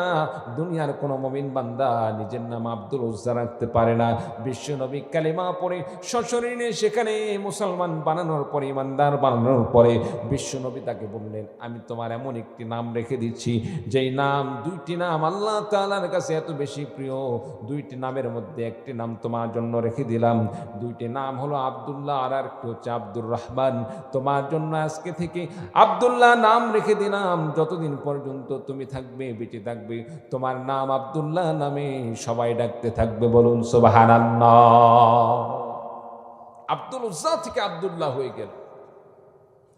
আমার ভাইরা, আমার বন্ধুগণ, আব্দুল্লাহ এবার রাসূলুল্লাহ সাল্লাল্লাহু আলাইহি সাল্লামের কাছে সেখানে থাকেন, সেখানে আমল করেন। আব্দুল্লাহ যখন মুসলমান হলেন, মুসলমান হওয়ার পরে কোরআনে কারীম জোরে জোরে তেলাওয়াত করেন। মনে করেন এখানে এতগুলো মানুষের মধ্যে হঠাৎ করে একজন মানুষ যদি জোরে জোরে কোরআন তেলাওয়াত করে, অনেকের কাছে বিরক্ত লাগতেই পারে। কি বলেন, ঠিক কিনা? অনেকে জিকির আজকারে থাকবে, অনেকে নামাজের মধ্যে থাকবে, অনেকে বলতে পারে আর কাম পায় না, এত জোরে না তেলাওয়াত করে কেন? আমার ভাইরা, আমার বন্ধুগণ, আব্দুল্লাহ ঠিক তেমনি ভাবে উচ্চস্বরে কোরআনে কারীমের তেলাওয়াত করতেন। কোরআনে কারীমের তেলাওয়াত করার কারণে সাহাবায়ে কেরামগণ বলতো, নিঃসন্দেহে আব্দুল্লাহ কোরআনে কারীম তেলাওয়াত করতেছে।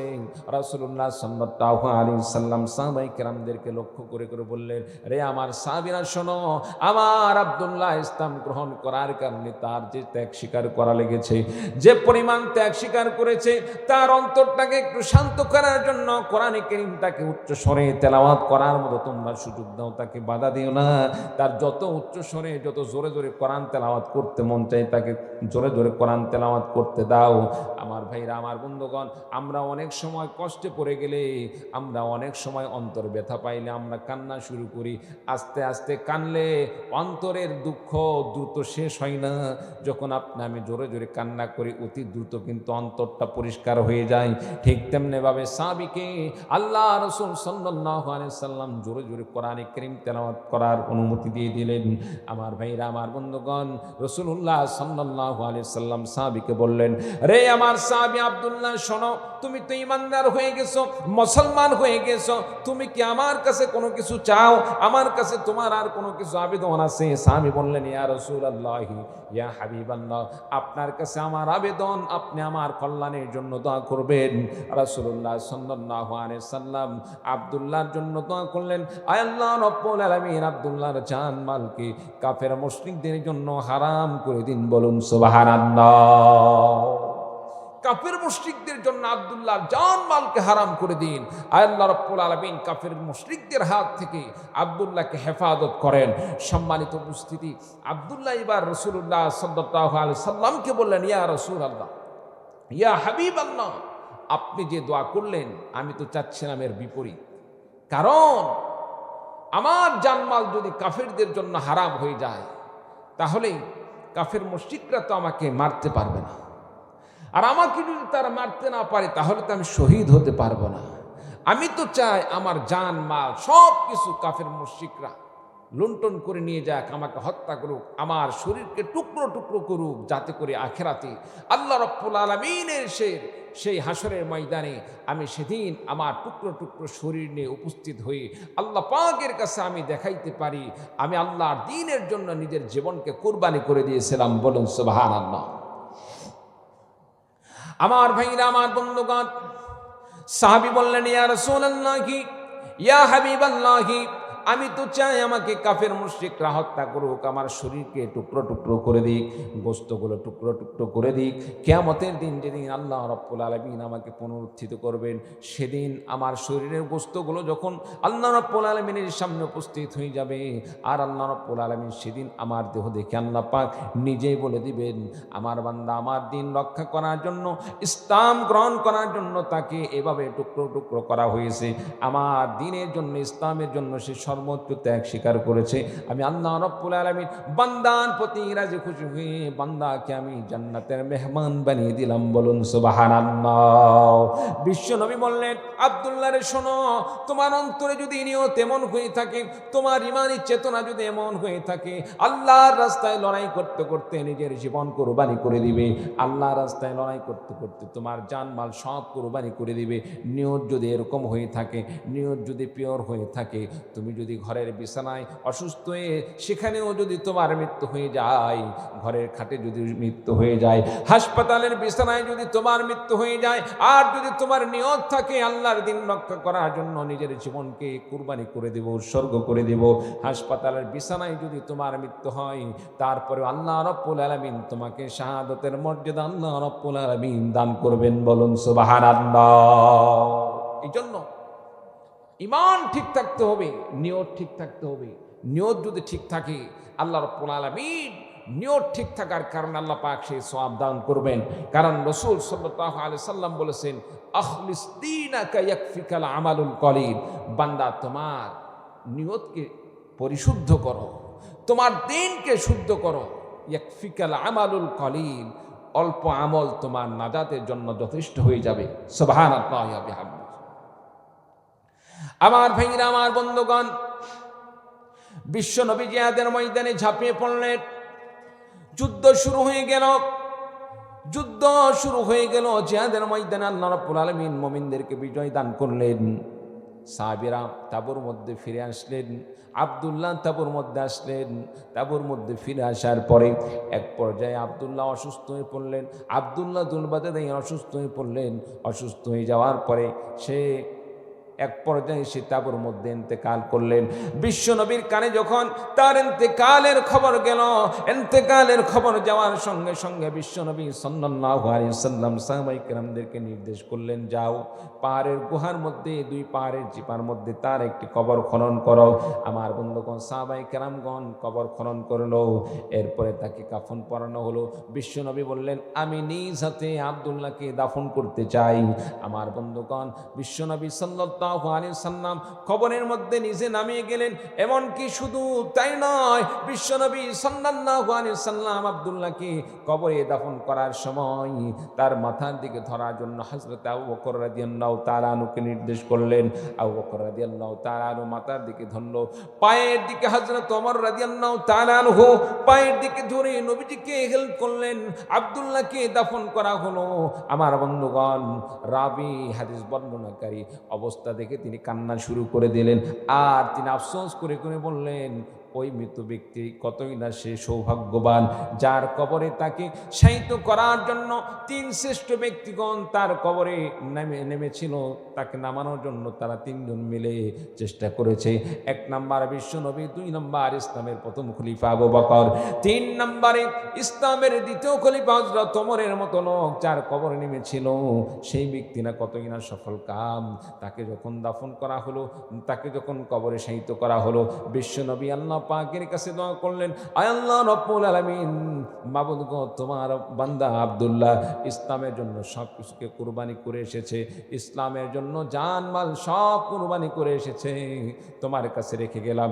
আল্লাহ রব্বুল আলামিন তোমার বান্দাকে জান্নাত হিসেবে কবুল করে নাও। বলুন সুবহানাল্লাহ। একটু কালিমা পড়ুন, লা ইলাহা ইল্লাল্লাহ, লা ইলাহা।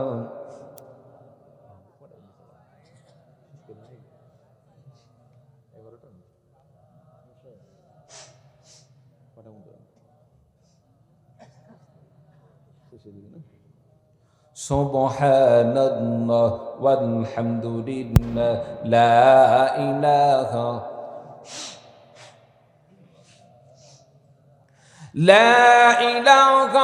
ইল্লাল্লাহু মুহাম্মাদুর রাসূলুল্লাহ। সকলে পড়ি সাল্লাল্লাহু আলাইহি ওয়াসাল্লাম। প্রিয় ভাই সব, নামাজ পড়ি কার জন্য? রোজা রাখি কার জন্য? যাকাত দেই কার জন্য? আল্লাহর দ্বীন রক্ষা করার জন্য। জিহাদের ময়দানে ঝাঁপিয়ে পড়ি কার জন্য? আল্লাহর জন্য। সম্মানিত উপস্থিতি, সাথে সাথে আমাদের আরো কিছু কাজ করতে হবে। যেমন আমাদের সমাজে কিছু এমন কিছু খারাপ জিনিসগুলো প্রচলন আছে, এগুলো থেকে আমাদেরকে বের হয়ে আসতে হবে। তার মধ্যে অন্যতম হচ্ছে গীবত শেখায়েত। আছে না নাই? গীবত শেখাত আছে না নাই? আমরা মসজিদে যাই নামাজ পড়ার জন্য। নামাজ পড়ে যখন মসজিদ থেকে বের হচ্ছি, মসজিদের ভিতরে গেটেই দেখা যাচ্ছে একজন আরেকজনের সাথে গল্প করতে করতে তৃতীয় আরেকজন ব্যক্তি সম্পর্কে আমরা গীবত করি। কি ভাই, এরকম হয় কি হয় না? মসজিদে গেলাম আল্লাহকে খুশি করার জন্য, আর মসজিদ থেকে যখন বের হচ্ছি এমন সময় একজন মৃত ব্যক্তি ভাইয়ের গোস্ত খেলাম, মার সাথে জেনা করার মতো একটি গুনার কাজ করলাম। আচ্ছা বলেন তো দেখি, এইরকম নামাজ পড়ি আর এইরকমভাবে গীবত শেখায়েত করতে থাকি, এই নামাজ দিয়ে কি আল্লাহ তাআলার কাছে মাফ পাওয়া যাবে? জোরে বলেন, মাফ পাওয়া যাবে? পাওয়া যাবে না। তাহলে কি করতে হবে? আগে আমাদের মাছ খলের মধ্যে রাখার আগে খলির তলা ফুটা আছে না ভালো আছে এটা দেখতে হবে। আমরা যে মাছ রাখি, খলি বলে না, হ্যাঁ, দেখতে হবে ভালো আছে না ফুটা আছে। যদি ফুটা থাকে তার মধ্যে মাছ রাখা যাবে না। খলের তলাটাকে আগে কি করতে হবে? সেটাকে ঠিক করতে হবে, এরপরে আপনি মাছ ধরেন, মাছ রাখেন। আমরা আমল করতেছি, নামাজ রোজা সব কিছু করতেছি, কিন্তু তলে তলে সর্ব অবস্থায় আমরা গীবত শেখায়েতের মধ্যে লিপ্ত আছি। আমরা যত ইবাদত করি না কেন, গীবত শেখায়েতের মধ্যে লিপ্ত থাকলে একসময় আপনার আমার আমলগুলোকে এই গীবত শেখায়েত এগুলো ধ্বংস করে দেবে, নিঃশেষ করে দেবে। নাউযু বিল্লাহি মিন যালিক। সম্মানিত উপস্থিতি, বিশেষ করে এটা মা বোনদের মধ্যে বেশি হয়। মা বোনদের মধ্যে এই কথাটা, এই জিনিসটা বেশি প্রচলন হয়। কারণ একজন আরেকজনের সাথে দেখা হলেই অটোমেটিকভাবে তৃতীয় আরেকজনের কথা তাদের মধ্যে চলে আসে। এত যে তাদের মধ্যে হিংসা ভাব, এটা বলে প্রকাশ করার মতো নয়। সবসময় কিভাবে আরেকজনকে ফাঁসানো যাবে, কিভাবে আরেকজনের পরনিন্দা করা যাবে, গীবত শেখায়েত করা যাবে, এগুলোর মধ্যেই লিপ্ত থাকে। মা, খবরদার এই কাজ করা যাবে না। কারণ রাসূল সাল্লাল্লাহু আলাইহি সাল্লাম বলেন, আল গীবাতু আশাদ্দু মিনাজ জিনা। একজন মানুষ সরাসরি জেনা করলে যেমন গুনাহ হয়, একজন মানুষ সরাসরি জেনার কাজের মধ্যে লিপ্ত হলে যেমন গুনাহ হয়, এর চাইতে মারাত্মক গুনাহ হচ্ছে গীবত শেখায়েত করা।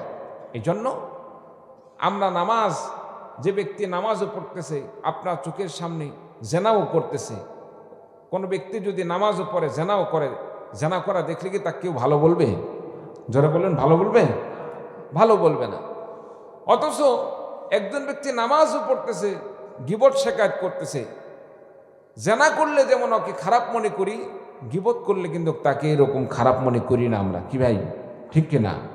সম্মানিত উপস্থিতি, যদিও আমরা ওই রকমভাবে গীবত করাকে ওই রকমভাবে খারাপ মনে করি না, খারাপ মনে না করলেও সেটা যে খারাপ এটা তো অস্বীকার করা যাবে না। এই জন্য আমাদেরকে গীবত শেকায়েত থেকে দূরে থাকতে হবে। গীবত শেকায়েত মানুষের আমলকে ধ্বংস করে দেয়। সম্মানিত উপস্থিতি, এরপরে মা বোনরা পর্দার মধ্যে থাকতে হবে, খাস পর্দা। আমরা অনেকে মনে করি দেবর তো এটা তো একটা ভাইয়ের মতো, অনেক মা বোনরা মনে করে দেবর ভাইয়ের মতো। দেবর কোনদিন ভাইয়ের মতো হয়? যদি ভাইয়ের মতোই হয় তাহলে অনেক সময় দেখা যায় দেবরে কিন্তু বড় ভাইয়ের বউকে ভাগায় নিয়ে চলে গেছে।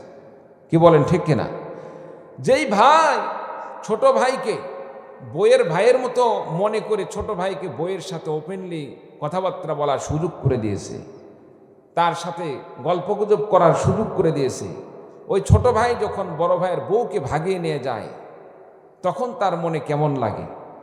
আসলে আগে যেটা মনে ভাবছিল, যখন বউকে আরেক ভাই পালিয়ে নিয়ে যায় তখন কিন্তু তার মনোভাব এইরকম আর থাকে না। মন থেকে অনুতপ্ত হয়, ভুল করেছে, কিন্তু সে সময় ভুল করেও তার কোনো সমাধান হয় না।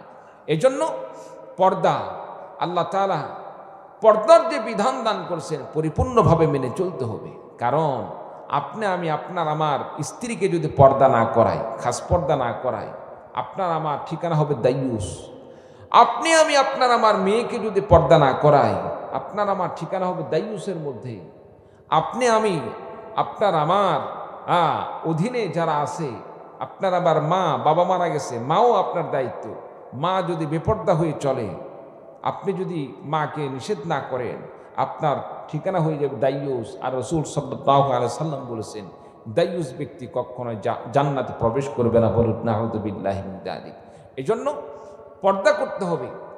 দেবর যেমন কোনোদিন ভাই হতে পারে না, ঠিক তেমনিভাবে ভাসুরও কোনোদিন ভাই হতে পারে না। হ্যাঁ, এটা ভাই কি হিসাবে ভাই?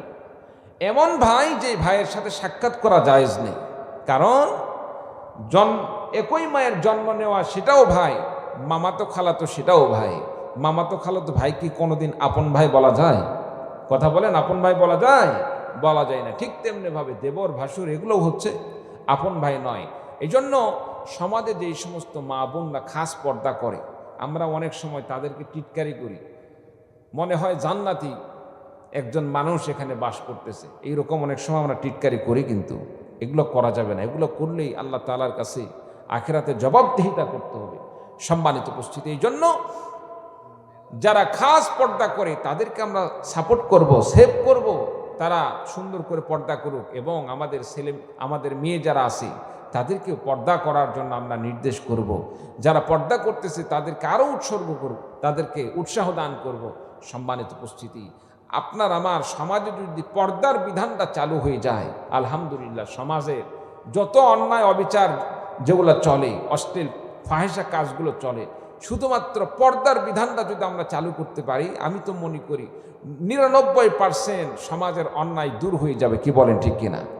যত সমস্যা হয় সমাজে, সামাজিক সমস্যাগুলো মূলত আসে মেয়েলি কেস থেকে, মেয়েলি সমস্যা থেকে। সমাজে দেখা যায় অমক মেয়ের সাথে তারা জোরপূর্বকভাবে ধর্ষণ করছে, জেনা করছে। কার থেকে হলো? যখন উভয়ের মা বাবা উভয়কে ছেড়ে দেওয়া গরুর মতো তাদেরকে ছেড়ে দিয়ে রাখছে, তারাও ছেড়ে দেওয়া গরুর মতো অবাধে মেলামেশা করতেছে। এক সময় দেখা যাচ্ছে অভিযোগ করলো ধর্ষণের মামলা। সম্মানিত উপস্থিতি, সেখান থেকে বড় মারামারি, ফাটাফাটি, কাটাকাটি শুরু হয়ে যায়। সবচাইতে বড় কথা হচ্ছে পর্দা। এটা তো আল্লাহ পাকের একটি ফরজ বিধান। নামাজ যেমন আল্লাহ তাআলা ফরজ বিধান দান করছেন, পর্দা করাও ফরজ বিধান। যে মা নামাজ পড়ে, রোজা রাখে, হজ করে, যাকাত দেয়, কিন্তু পর্দা করে না, ওই মার নামাজ রোজা আল্লাহ তাআলার কাছে কিছু কবুল হবে না। কারণ পর্দাটা আল্লাহ তাআলা নামাজের মতোই তার জন্য ফরজ করে দিয়েছেন। এই জন্য মা বোনদের প্রতি অনুরোধ থাকবে, পর্দার প্রতি গুরুত্ব আরোপ করবেন। আল্লাহ তাআলা মা ফাতিমা, মা আয়েশা রাদিয়াল্লাহু তাআলা আনহার সাথে আল্লাহ পাক জান্নাতি হিসেবে কবুল করে নেবেন। বলুন সুবহানাল্লাহ। বন্ধুরা, আমার আলোচনা শেষ প্রান্তে চলে এসেছি। রাত গভীর হয়ে গিয়েছে, আর বেশি দীর্ঘায়িত করতে চাচ্ছি না। আপনাদের সামনে কোরআনে কারীমের একটি আয়াতে কারিমা তেলাওয়াত করছি। আল্লাহ রাব্বুল আলামিন বলেন, ওয়া ক্বাদা রাব্বুকা আল্লা তা'বুদু ইল্লা ইয়্যাহু ওয়া বিল ওয়ালিদাইনি ইহসানা। আল্লাহ রাব্বুল আলামিন এক নম্বরে বলেন বান্দার ইবাদত করতে হবে আমি আল্লাহ রাব্বুল আলামিনের, দুই নম্বরে আল্লাহ রাব্বুল আলামিন নির্দেশ প্রদান করেন ওয়া বিল ওয়ালিদাইনি ইহসানা, বান্দারে তোমার ঘরে যে আমি আল্লাহ রাব্বুল আলামিন মা বাবা দান করেছি, যেই মা বাবার মাধ্যমে দুনিয়াতে তোমার আগমনের ব্যবস্থা করেছি, ওই মা বাবার সাথে সৎ ব্যবহার করো, ওই মা বাবার সাথে খারাপ আচরণ করো না, মা বাবার সাথে নেক আচরণ করো। কারণ বিশ্বনবী সাল্লাল্লাহু আলাইহি সাল্লাম হাদিস শরীফের মধ্যে ঘোষণা দিয়ে বলেন রিদার রাব্বি বিরিদাল ওয়ালিদাইন, কোন সন্তানের প্রতি যদি মা বাবা সন্তুষ্ট হয়ে যায়, স্বয়ং আল্লাহ রাব্বুল আলামিন ওই মা বাবার সন্তানের প্রতিও আল্লাহ পাক সন্তুষ্ট হয়ে যান, বলুন সুবহানাল্লাহ। আর কোন মা বাবা যদি সন্তানের প্রতি অসন্তুষ্ট হয়ে যায়, আল্লাহ রাব্বুল আলামিন অসন্তুষ্ট হয়ে যান। এজন্য মা বাবার সাথে সদাচরণ করতে হবে। আল্লাহ পাক বলেন ওয়া বিল ওয়ালিদাইনি ইহসানা ইম্মা ইয়াবলুগান্না ইনদাকাল কিবার আহাদুহুমা আও কিলাহুমা ফালা তাকুল লাহুমা উফফিন ওয়ালা তানহারহুমা ওয়া কুল লাহুমা কাওলান কারীমা। আল্লাহ রাব্বুল আলামিন ঘোষণা দিয়ে বলেন ইম্মা ইয়াবলুগান্না ইনদাকাল কিবার আহাদুহুমা, ওই মা বাবার উভয়ের একজন অথবা কিলাহুমা অথবা ওই দুজনই তোমার কাছে বৃদ্ধ অবস্থায় পৌঁছে যেতে পারে। মা বাবা বৃদ্ধ হয়ে যেতে পারে, বুড়ো হয়ে যেতে পারে। আপনি আমিও এমন একটি দিন আসবে আপনার আমার এই যৌবনকাল থাকবে না, আপনি আমিও বৃদ্ধ হয়ে যাব। আজকে আপনার আমার মা বাবা আপনার সামনে আমার সামনে বৃদ্ধ অবস্থায় পৌঁছে গিয়েছে। ফালা তাকুল লাহুমা উফফিন ওয়ালা তানহারহুমা, আল্লাহ রাব্বুল আলামিন বলেন বান্দারে সেই মা বাবার সামনে তুমি আহ শব্দ প্রকাশ করো না, উফ শব্দ প্রকাশ করো না। অনেক সময় আমরা মা বাবা বৃদ্ধ হয়ে যাওয়ার কারণে মা বাবাকে ভরণ পোষণ দিতে কষ্ট হয়ে যায়, কষ্ট হয়ে গেলে আমরা অনেক সময় আহ শব্দ প্রকাশ করি। মা বাবার চলনে বলনে অনেক সময় আমরা কষ্ট পেয়ে থাকলে আমরা অনেক সময় আহ প্রকাশ করি। আল্লাহ বলেন বান্দারে তুমি সামান্য কষ্টের কারণে মা বাবার সামনে আহ শব্দ প্রকাশ করতেছ, তোমার এই মা বাবা তোমাকে সেই গর্ভে থাকার পর সেখান থেকে নিয়ে এত বড় হওয়া পর্যন্ত তোমাকে কত কষ্ট করে লালন পালন করলো। একটা দিনও মা তোমার প্রতি অসন্তুষ্ট হয় নাই, একটা দিনও বাবা তোমাকে তোমার মাধ্যমে কষ্ট পাওয়ার কারণে তোমার উপর কোনো নির্যাতন করে নাই, আঘাত করে নাই। আজকে সামান্য একটু কষ্ট পাওয়ার কারণে মার সামনে বাবার সামনে আহ শব্দ প্রকাশ করতেছো। খবরদার মা বাবার জন্য কখনোই আহ শব্দ প্রকাশ করবে না। ওয়ালা তানহারহুমা, সাথে সাথে মা বাবার সাথে কোনো প্রকার কঠোরতা করবে না, মা বাবার সাথে গরম আচরণ করবে না, মা বাবার সাথে মোলায়েম আচরণ করবে। ওয়া কুল লাহুমা কাওলান কারীমা, আল্লাহ পাক বলেন বান্দারে মা বাবার সাথে নরম আচরণ করবে, মা বাবার সাথে মোলায়েম আচরণ করবে। মা বাবার সাথে যদি মোলায়েম আচরণ করা হয়, মা বাবার সন্তুষ্ট হয়ে গেলে, মা বাবার সন্তানের প্রতি রাজি খুশি হয়ে গেলে আল্লাহ রাব্বুল আলামিন ওই সন্তানের প্রতি আল্লাহ পাক স্বয়ং খুশি হয়ে যান, বলুন সুবহানাল্লাহ। ফালা তানহারহুমা ওয়া কুল লাহুমা কাওলান কারীমা। আমার বন্ধুগণ, আমাদের অনেকের মা বাবা দুনিয়াতে বেঁচে নাই, সেই মা বাবার জন্য কি করব? আল্লাহ পাক বলেন ওয়াকফিদ লাহুমা জানাহাদ-দুল্লি মিনার রাহমাতি ওয়া কুর রাব্বিরহামহুমা কামা রাব্বায়ানি সগীরা। যাদের মা বাবা বেঁচে আছে তাদের জন্য তো আমরা করমের খাত দেব, মা বাবার সেবা করব, মা বাবার খেদমত করব, মা বাবার সাথে ভালো আচরণ করব। কিন্তু যাদের মা বাবা বেঁচে নাই, দুনিয়া থেকে বিদায় নিয়ে চলে গেছে, তাদের জন্য কি করব? মা বাবার জন্য তো আমরা দোয়া করব। বিশেষ করে যাদের মা বাবা দুনিয়া থেকে বিদায় নিয়ে চলে গেছেন তাদের জন্য দুহাত আল্লাহ তাআলার সামনে মিলে দিয়ে আল্লাহ পাকের কাছে দোয়া করব। আল্লাহ তাআলার কাছে কি দোয়া করব আল্লাহ পাক সেটাও আপনাকে আমাকে শিখিয়ে দেন। আল্লাহ পাক বলেন বান্দারে তুমি এভাবে দোয়া করো, আমার সাথে সাথে সকলে করবেন রব্বিরহামহুমা কামা রব্বায়ানি সগীরা। আবার পড়েন মুহাব্বাতান রব্বিরহামহুমা কামা রব্বায়ানি সগীরা। আল্লাহ রাব্বুল আলামিন বলেন, বান্দারে তুমি এভাবে আমি আল্লাহ পাকের কাছে দোয়া করবে। তোমার মা বাবা হয়তো দুনিয়াতে বেঁচে নাই, মাকে ভরণ পোষণ দিতে পারো না, মাকে নতুন একটি শাড়ি কিনে দেওয়ার ইচ্ছা ছিল কিন্তু তুমি দিতে পারতেছো না, বাবাকে একটি সুন্দর পোশাক কিনে দেওয়ার ইচ্ছা ছিল দিতে পারতেছো না, মা বাবা দুনিয়া থেকে বিদায় নিয়ে চলে গেছেন। আল্লাহ পাক বলেন, বান্দারে দুনিয়া থেকে বিদায় নিয়ে চলে গেলেও মা বাবার তোমার জন্য কিছু করণীয় আছে। তুমি যদি মা বাবার জন্য দান খয়রাত করো, আল্লাহ পাকের সওয়াবটুকু মা বাবার কবরে দান করবেন। মা বাবার জন্য তুমি যদি দোয়া করো, রব্বির হামহুমা কামা রব্বায়ানি সগীরা বলে যদি দোয়া করো, আমি আল্লাহ রাব্বুল আলামিন ওই বান্দার মা বাবাকে আমার কুদরতি হাত দিয়ে আমি লালন পালন করি। বলুন সুবহানাল্লাহ। সম্মানিত উপস্থিতি, এই জন্য আমরা আজকে থেকে সিদ্ধান্ত নিই কোনোদিন মা বাবার সাথে খারাপ আচরণ করব না। রাজি আছেন তো ইনশাআল্লাহ? রাজি আছেন তো ইনশাআল্লাহ? আমরা অনেকে অনেক সময় মা বাবার সাথে ভুল ক্রমে খারাপ আচরণ করছি, মা বাবার সাথে অসৎ আচরণ হয়ে গেছে। আচ্ছা বলেন তো দেখি, মা বাবার কাছে গিয়ে যদি আমরা মাফ চাই, মা বাবা মাফ করবেন কি করবেন না? মাফ করবে কি করবে না? আমরা মাফ চাবো, মা বাবার জন্য দোয়া করবো। রাজি আছেন তো ইনশাআল্লাহ? আল্লাহ পাক আমাদের সকলকে মা বাবার একজন সৎ সন্তান হিসাবে কবুল করে সকলে বলে আল্লাহুম্মা আমিন। তাহলে প্রথম কাজ হচ্ছে ইবাদত করব কার? আল্লাহ পাকের জন্য। ইবাদতের মধ্যে আল্লাহর যত ইবাদত আছে, আল্লাহর যত ইবাদত আছে, নামাজ, রোজা, হজ, যাকাত, জিহাদ ফি সাবিলিল্লাহ, সবগুলো তার মধ্যে ঢুকে যায়। 2 নম্বরে আমরা মা বাবার সেবা করব, মা বাবার খিদমত করব, মা বাবার সাথে কোনো খারাপ আচরণ করব না। আল্লাহ পাক আমাদের সকলকে তৌফিক দান করুন, আমিন। শেষ করে দিলাম। ওয়া আখির দাওয়ানা আনিল হামদুলিল্লাহি রাব্বিল আলামিন। সকলে দুরূদ শরীফ পড়ুন।